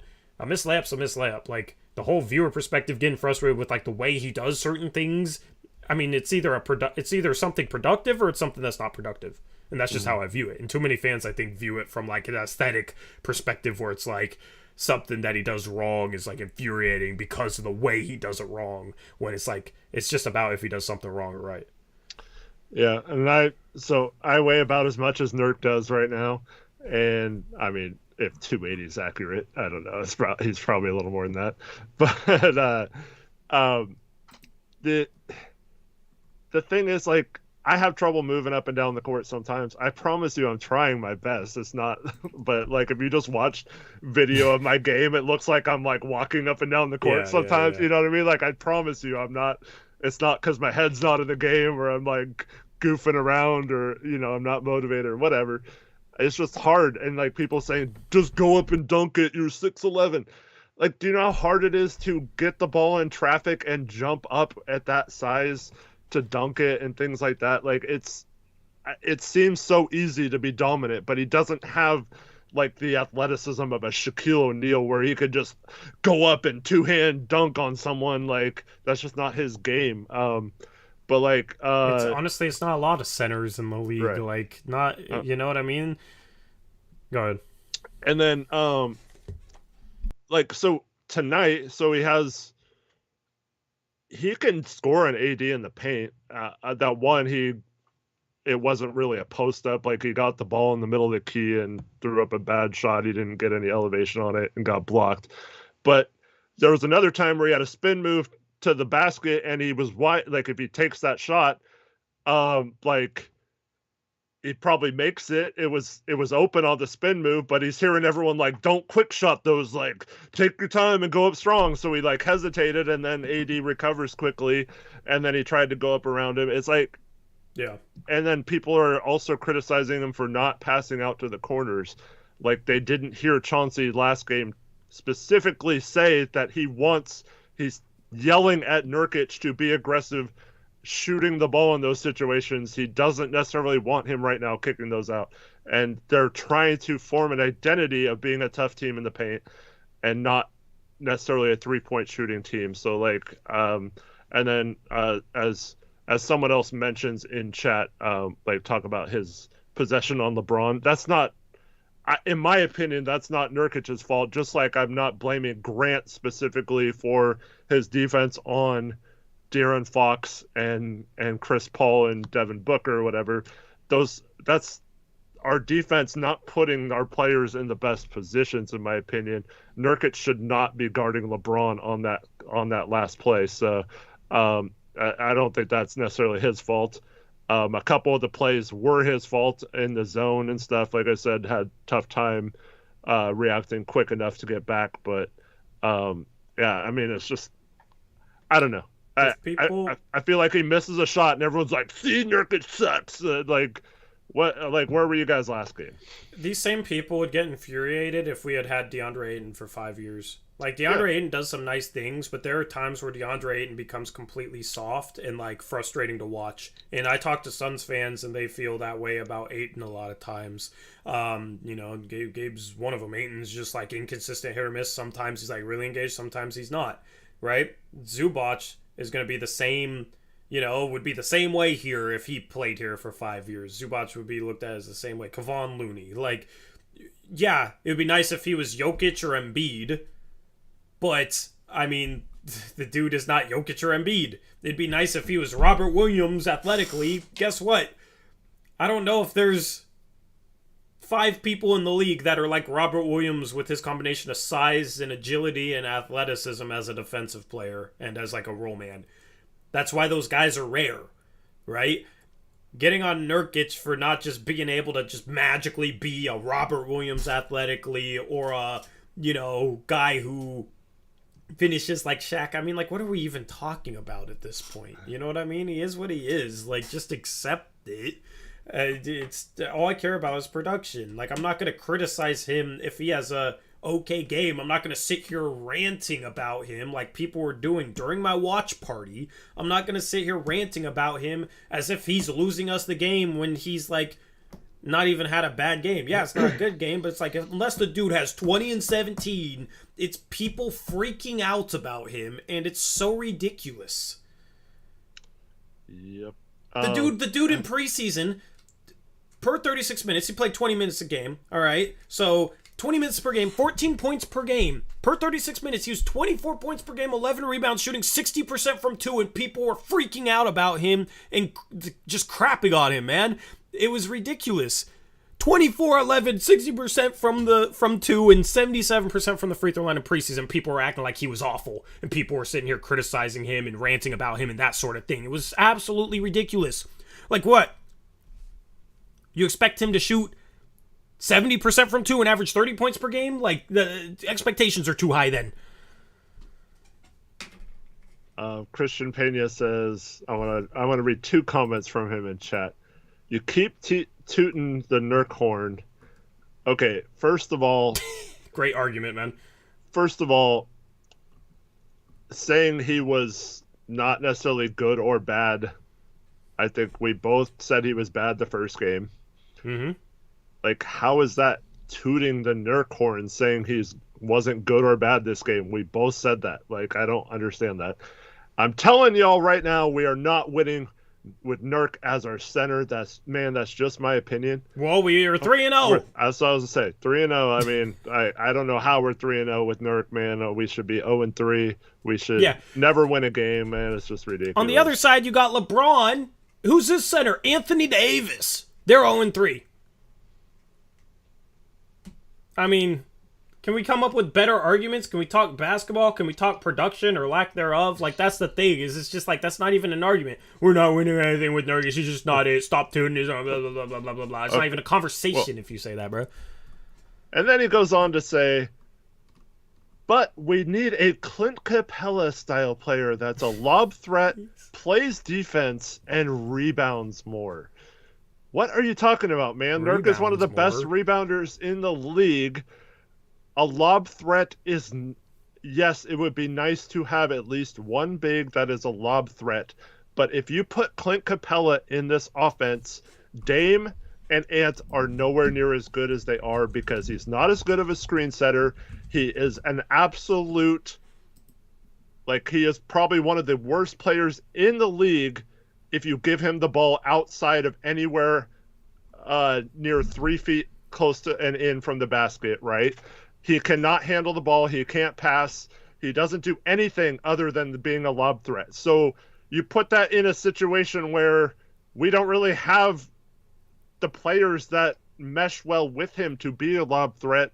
Our guards aren't like the James Harden, Trae Young style of passers. And so, like, that doesn't... We're not better with Clint Capella. We're not. It's just... We're not... This year, Eric, in 2 games, he's averaging 5 points per game in 29 minutes per game. 7.5 rebounds in 29 minutes per game. Nurkic, last game, had 17 boards, 20 points. This game, he had 13 boards. Like, people, if Clint Capella had played here for 5 years, these same people would hate him and be saying, oh, well, if we had a Yusuf Nurkic was in Clint Capella's position. Like, that's the thing. It's just like the dude's been here so long, people have become jaded. It's crazy to me. So, anyway. Like, Clint Capella, man. Really? Really? Anyway. But let's I just want to finish this by saying I don't understand why it's like one or the other. It's either he's the worst center ever, or oh, you guys are just like like you're doing nothing but praising him or whatever. Like, he's inconsistent. He's good, really good when he's good.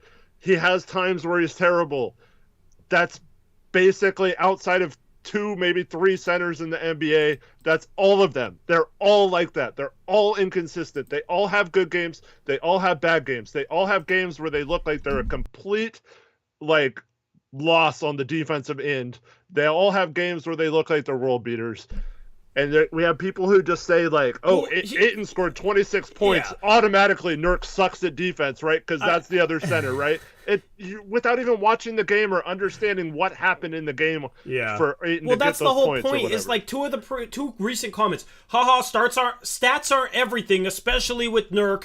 Like, what type of argument is that? There's no substance to that. The next comment says, there's no way you guys have watched the last 3 games and not seen multiple errors from Nurkic in the pick-and-roll defense. Well, if you think he's made errors in the pick-and-roll defense, explain those errors. Like, come here saying, okay, Nurkic made this mistake in this situation, like, come here with substance and we can discuss that. But the problem is like, people that argue with us on use of Nurkic, it's always, well, stats aren't everything with him, as like a negative thing, and then, oh, well, he's made defensive mistakes. Like, what defensive mistakes?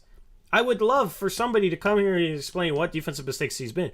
But we've explained defensive mistakes that he's made. In the first game, Eric was talking about how Shaedon Sharpe played great defense on De'Aaron Fox, and Nurkic helped when he didn't need to, and it was a dunk underneath. You know what I mean? Like, we can discuss that. But, like, every player, every game is going to make a defensive mistake or two. Like, the last game, Nurkic hedged on Booker too long and didn't give Hart the space to recover, and Booker got a dunk off of it. If we sat here explaining every single defensive mistake, we'd be streaming for 6 hours. Like, so it's just... Well, and 2, how, especially if you factor in the last 3 or 4 years, right? How well, in terms of like ranking 1 through 30th, there's 30 NBA teams, do you feel like the Blazers have been in the Nurk era in terms of the pick and roll defense where the person getting screened gets through those screens? Yeah. If they're not last, they're definitely near last, right? In terms of the other person involved in the pick and roll navigating that screen, right? How is that Nurk's fault? Like, if we had better screen navigation, none of this would show up. Like, then you would see the true defensive capabilities of a center. But I'm telling you, outside of like reincarnated, like centers of the past coming out of retirement, Dikembe Mutombo and Hakeem Olajuwon and those type of players, there's not many centers that could play like awesome defense when put every single possession pretty much in the worst possible positions to try and defend a possession out of the pick and roll. And I'm not giving Nurk an excuse or anything like that. Like you just mentioned, we've said several times how he hasn't handled that perfectly in situations, but there is not many other centers in the league that have to deal with as much breakdowns and crap from the other player involved in the pick and roll as Jusuf Nurkic does, and it's almost impossible to not have breakdowns if you're him in those situations throughout a game. And I'm sorry, but that's not on the center, whoever that center is. That's mostly on the person not getting through that screen or automatically switching, or the scheme itself to automatically switch and put Nurk in those situations. Yep. Let me read off this message from the guy I was saying, can you bring some examples? He says, my point is he often doesn't give a chance for the initial defender to navigate the screen or go over. He just switches like he's Kawhi, and I'm sure Chauncey doesn't tell him to always do that. Thoughts? Chauncey has said that they plan on switching at times. Like, Chauncey's come out and said that, and it's obvious at times that Chauncey is having them switch that. Like, it's not on Nurkic if he switches. Like, you can tell. Here's how you can tell if they're switching automatically. If the guy guarding the ball doesn't even try and get through the screen, You know they're switching. Like, if the guy just, like, steps to the screener and just stays there, and Nurkic steps out on the ball handler, that's how you know they're switching.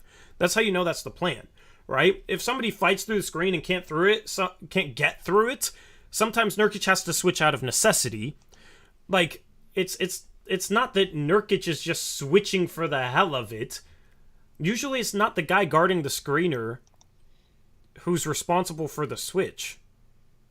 Normally it's either the scheme that they're running, or it's the guy not getting through the screen and calling for a switch, or maybe they don't call for a switch, but they obviously can't get through the screen and Nurkic has to step out on somebody or else they're going to have an open shot.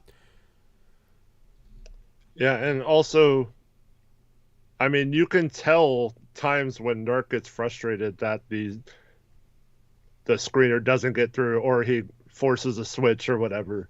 And most of the time in the past few years when we've switched, it is by design, because like you said, you can tell the screener, like, there was times we've shown in Brand's breakdown where the screener doesn't even try to get through the screen and automatically puts Nurk in a situation where he has to switch, and he doesn't want to.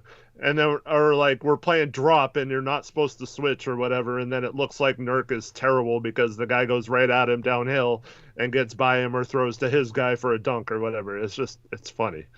Yep. So Mason Warner says, Chauncey in post-game interview today said he was letting Nurkic switch and just seeing what the offense does against it. Yeah. So...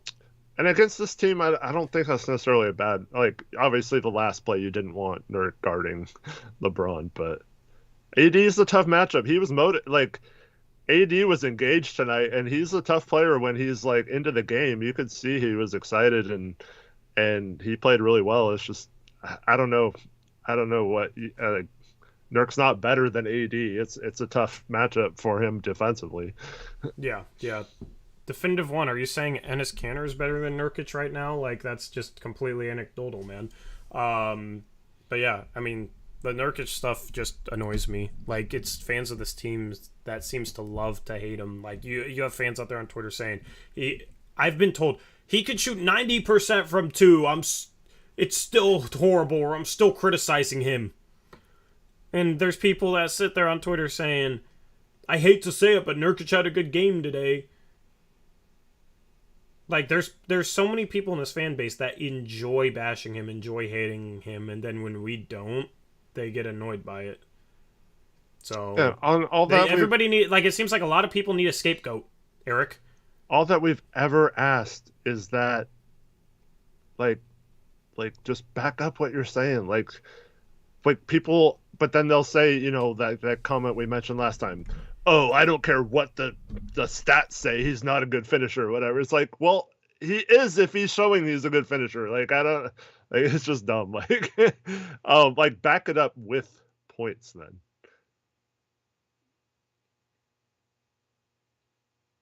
You're muted. I was muted. But that's the thing is, you know, Cyclone coming in here talking about where he thinks Nurkic is making mistakes. Okay, we can have a basketball conversation. You know what I mean? And it's going to be nuanced and it's going to be detailed.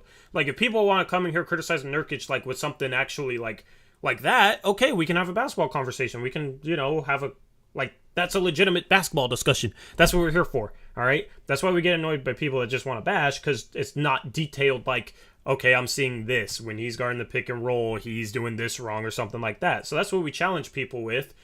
If you think Nurkic sucks and you actually want to come up with, like, meaningful stuff like that, okay, sure.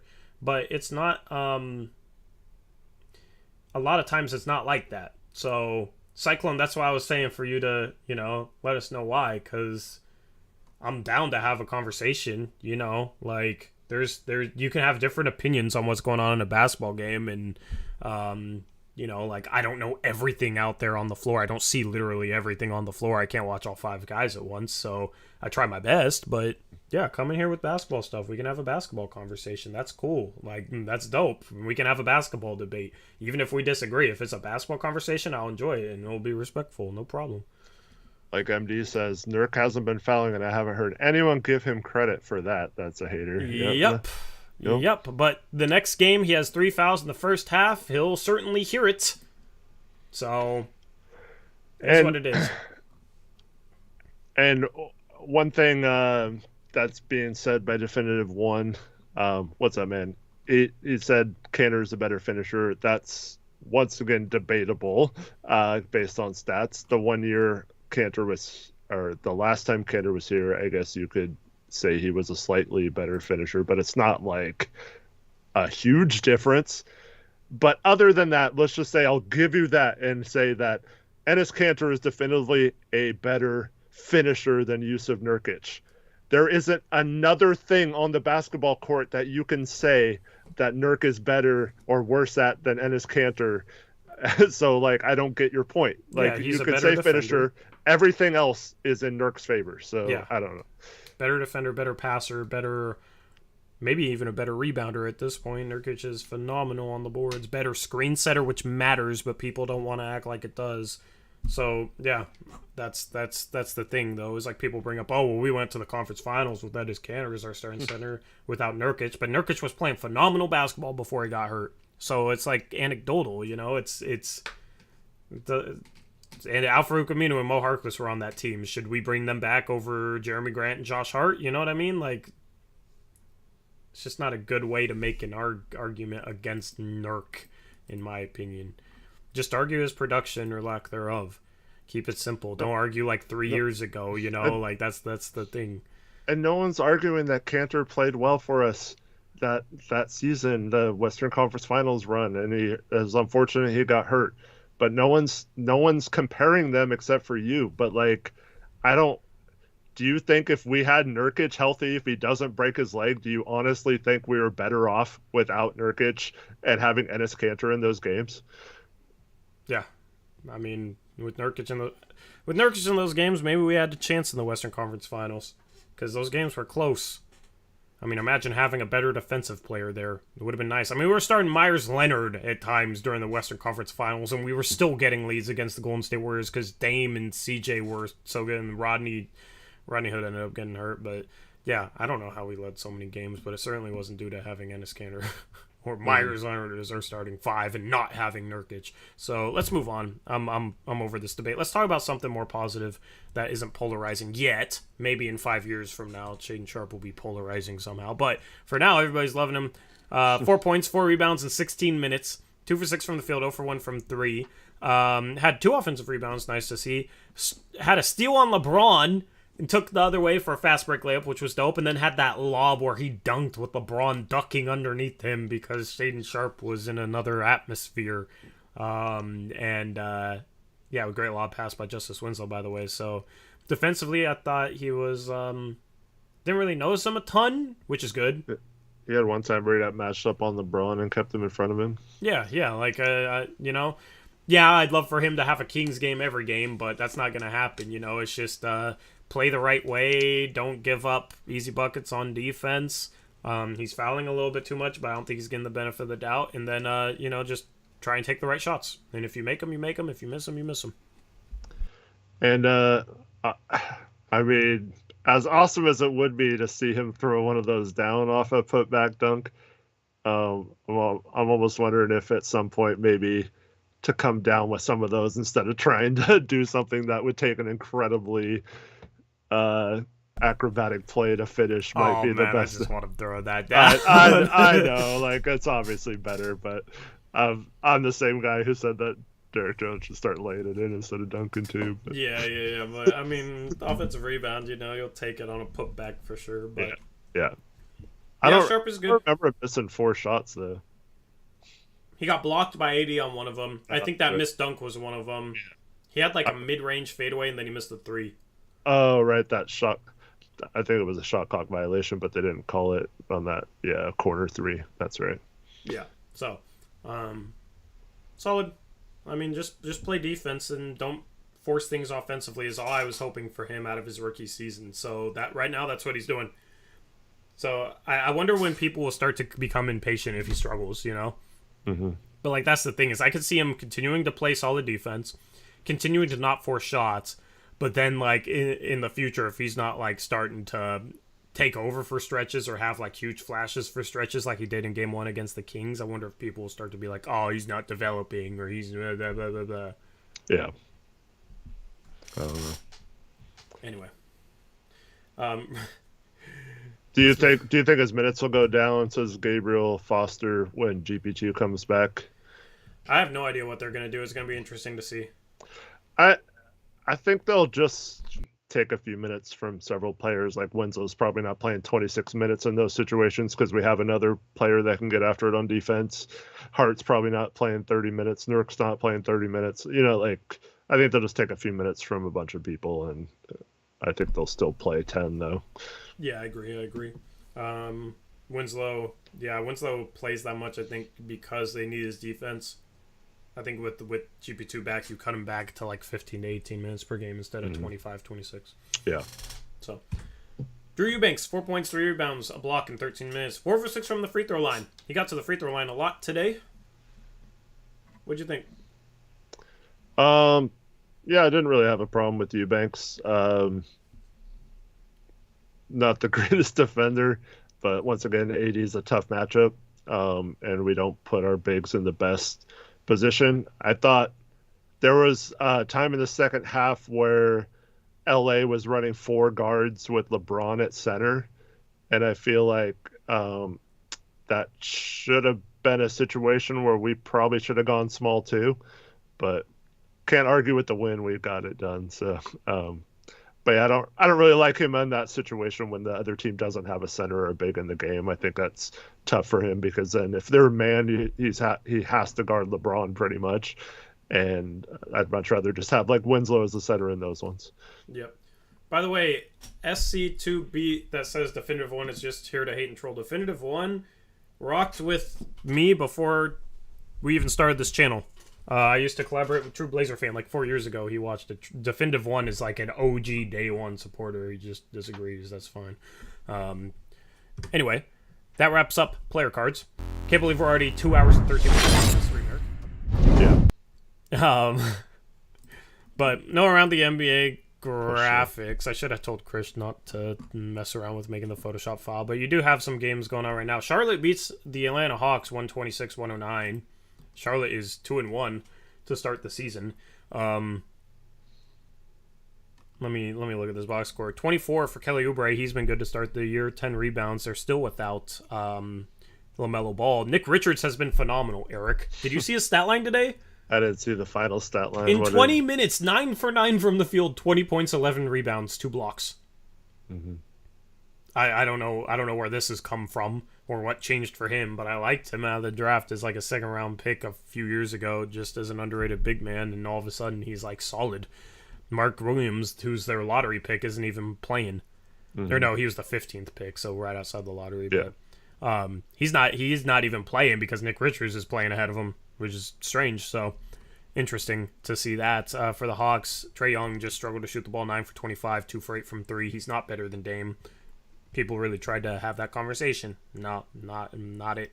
Everybody else kind of struggled for the Hawks. Tough shooting night for them. And then you got games going on right now. Golden State just tipped off against Sacramento. They're up 12-2. Sacramento's 0-2 after losing to us and the Clippers last night. Minnesota's up 37-25 over the Oklahoma City Thunder. Utah, Eric, who's 2-0 with wins over Denver and the Minnesota Timberwolves on the road, are beating the New Orleans Pelicans in New Orleans 81-74 with 4 minutes left in the third quarter. Lauri Markkanen has 27 points, 8 rebounds on 9 for 12 from the field and 2 for 4 from 3. Are the Jazz for real? I mean, like I said, they have players that can... And they do have players on their team. They have players that can get hot. Clarkson can shoot you in or out of a game. Yeah, they have Sexton and Markkanen have both look like solid starters. I mean, I know they're not Sexton isn't starting, but you know what I mean. Like they're looking like solid players of the future there. Well, speaking of shooters, man, Jared Vanderbilt is 2 for 3 from 3 in this game. What? Okay. Yeah, Nice. yeah. So I don't know what's going on in Utah, man. It's something else. Bob and Weave, your brother is crazy. Colin Sexton is not as good as Donovan Mitchell. Mitchell is actually playing really well for Cleveland as well. Yeah. But yeah, not the same Yeah, caliber. no. Donovan Mitchell has done what he's done on playoff I caliber mean, teams, averaging like 26 a game. Sexton played for a bad team, averaged 24. I mean, Sexton will definitely has some promise and is a good pickup for them as part of that trade in addition to the picks. I just don't think it's a situation where like Sexton is like you can say he's definitely going to be able to be the lead guard on a really good team. Yep. It's just funny seeing Utah do this well. It's like, man, everybody was down because like our bench unit lost the game to them in the preseason. I mean, they're playing the third like Western Conference playoff team that people had. Yeah. And they might, I mean, they're up 86-76 right now. CJ has 13 points, 7 assists, 5 for 12 from the field. Jonas Valanciunas is only 2 for 10. He's struggling. Brandon Ingram only played 11 minutes, so I assume he went out with an injury. I don't know what it was. Someone is saying concussion. Concussion. Zion, 20 points on 9 for 13 from the field, but defensively, 86 points against the Utah Jazz with 3 minutes left in the third. That's why I wasn't super high on New Orleans, is I just don't think that they're going to be able to defend at all. I don't trust their defense, and then offensively they'll be good, but I don't think they'll be absolutely elite to carry their defense. So that's why I wasn't super high on New Orleans going into this year. I mean, their defenses look good outside of this game. Yeah, but I'm not. 2 games. I'm not trusting that. CJ started last season well defensively, as well. So we'll see. But the Cavs are beating the Wizards. Speaking of Donovan Mitchell, he has 26 points and 4 assists on 8 for 16 shooting from the field, 5 for 10 from 3. For the Cavs, definitely better than Colin Sexton, who hasn't really done much today. Darius Garland's still out. You said he, got scratched on the eye? I thought that's what it was. I don't know. He's still out, so I don't know. It seems like he would be back if it was an eye thing. I have to look up on that. Chat, let me know if you know why Darius Garland missed this game, but Donovan Mitchell picking up the slack. Jared Allen has 11. Shetty Osman, 13 off the bench. He's played well to start the season for the Wizards. Bradley Beal has 22 points, 4 assists. Yeah. Those are the games from today. Now, let me look at the standings. Jake Sports, while you're doing that, says, do you guys know why Nasir Little changed his number from number 9 to number 10? To give 9 to Grant. Yeah, because Grant wanted 9, and 10 was finally available for him, and he wanted 10. I don't know. Yep. The Blazers right now, Eric, are the 1 seed in the Western Conference. Let's go. We're here. We're here at the top. New Orleans is 2-0, Utah's 2-0. One of those teams will lose, and then the Clippers are 2-0. Every other team's lost. Okay, so we are alone at 3-0, which is nice. Our point differential is only a plus 3.6 though, per game. So we have the 6th best point differential because a lot of close wins. We get a blowout loss next game, and we have a negative point differential 3-1. But Yeah. in the East, you got couple 3-0 teams, or no, just one 3-0 team. It's Boston. Mm-hmm. So you got Milwaukee and Washington at 2-0. Washington's trying to go 3-0 against the Cavs. Looks like they're not going to get it done. Anyway, anything else for this post-game stream? No, I just want to thank everyone for watching, even the haters, and appreciate all of you. Also, wait, before we sign off, Eric Olson, did you leave a member message? It says, Eric Olson, member for 27 months, starter, with no message. So it's like you left a member message, but there's none there. So let me know if you meant to leave a member message, man. I don't know what's going on with that, or YouTube glitching, but thank you to everybody who donated. Thank you all our channel members. Hit the join button below to become a channel member. Anyway, Eric, as you were saying. And then I just want to let everyone know, you might not know this, but we do have a second channel that we go live every Monday and Thursday on. And tomorrow afternoon at 3:30, we will have a stream over there where we will do picks against the spread for all the games of the night. And if you enjoy that kind of thing, come vote for chat in the poll. And then also we'll break down Blazers play again tomorrow night. So we'll break down, preview that game, and then we'll have the post-game stream after the Nuggets Blazers, and hopefully talking about a 4-0 standings after tomorrow night. Yep, gonna try and have a couple new things for the post-game show tomorrow night as well, so hopefully it's a positive one. Got a couple more ideas that I want to roll out here just to, freshen up the graphics even more. Maybe a little intro video to start the stream tomorrow. We'll see. And Tori posted a prompt for a mailbag that I'm doing.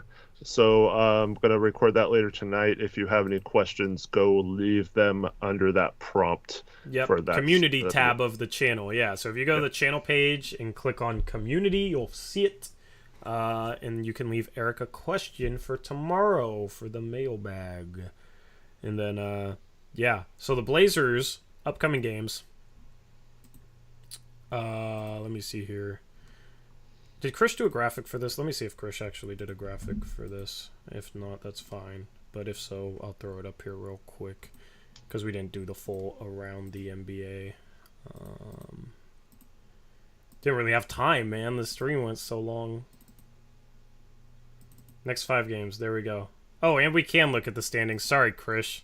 You did those standings for nothing. We need a background for this or something. Or I'll just cover up Eric's face. All right? These are the next. That's fine. Yeah. If we hide it, there you go. I don't know. Those are the next 5 games: Denver, Miami, Houston. Then we have 4 days off over Halloween. Eric, I'm sure you're enjoying that. Yeah, it's weird. I was looking at the schedule for my work schedule purposes, and I was like, wait, we play and we don't play Friday, Saturday, Sunday, Monday. That was weird. Or yeah. We don't play Saturday, Sunday, Monday, Tuesday.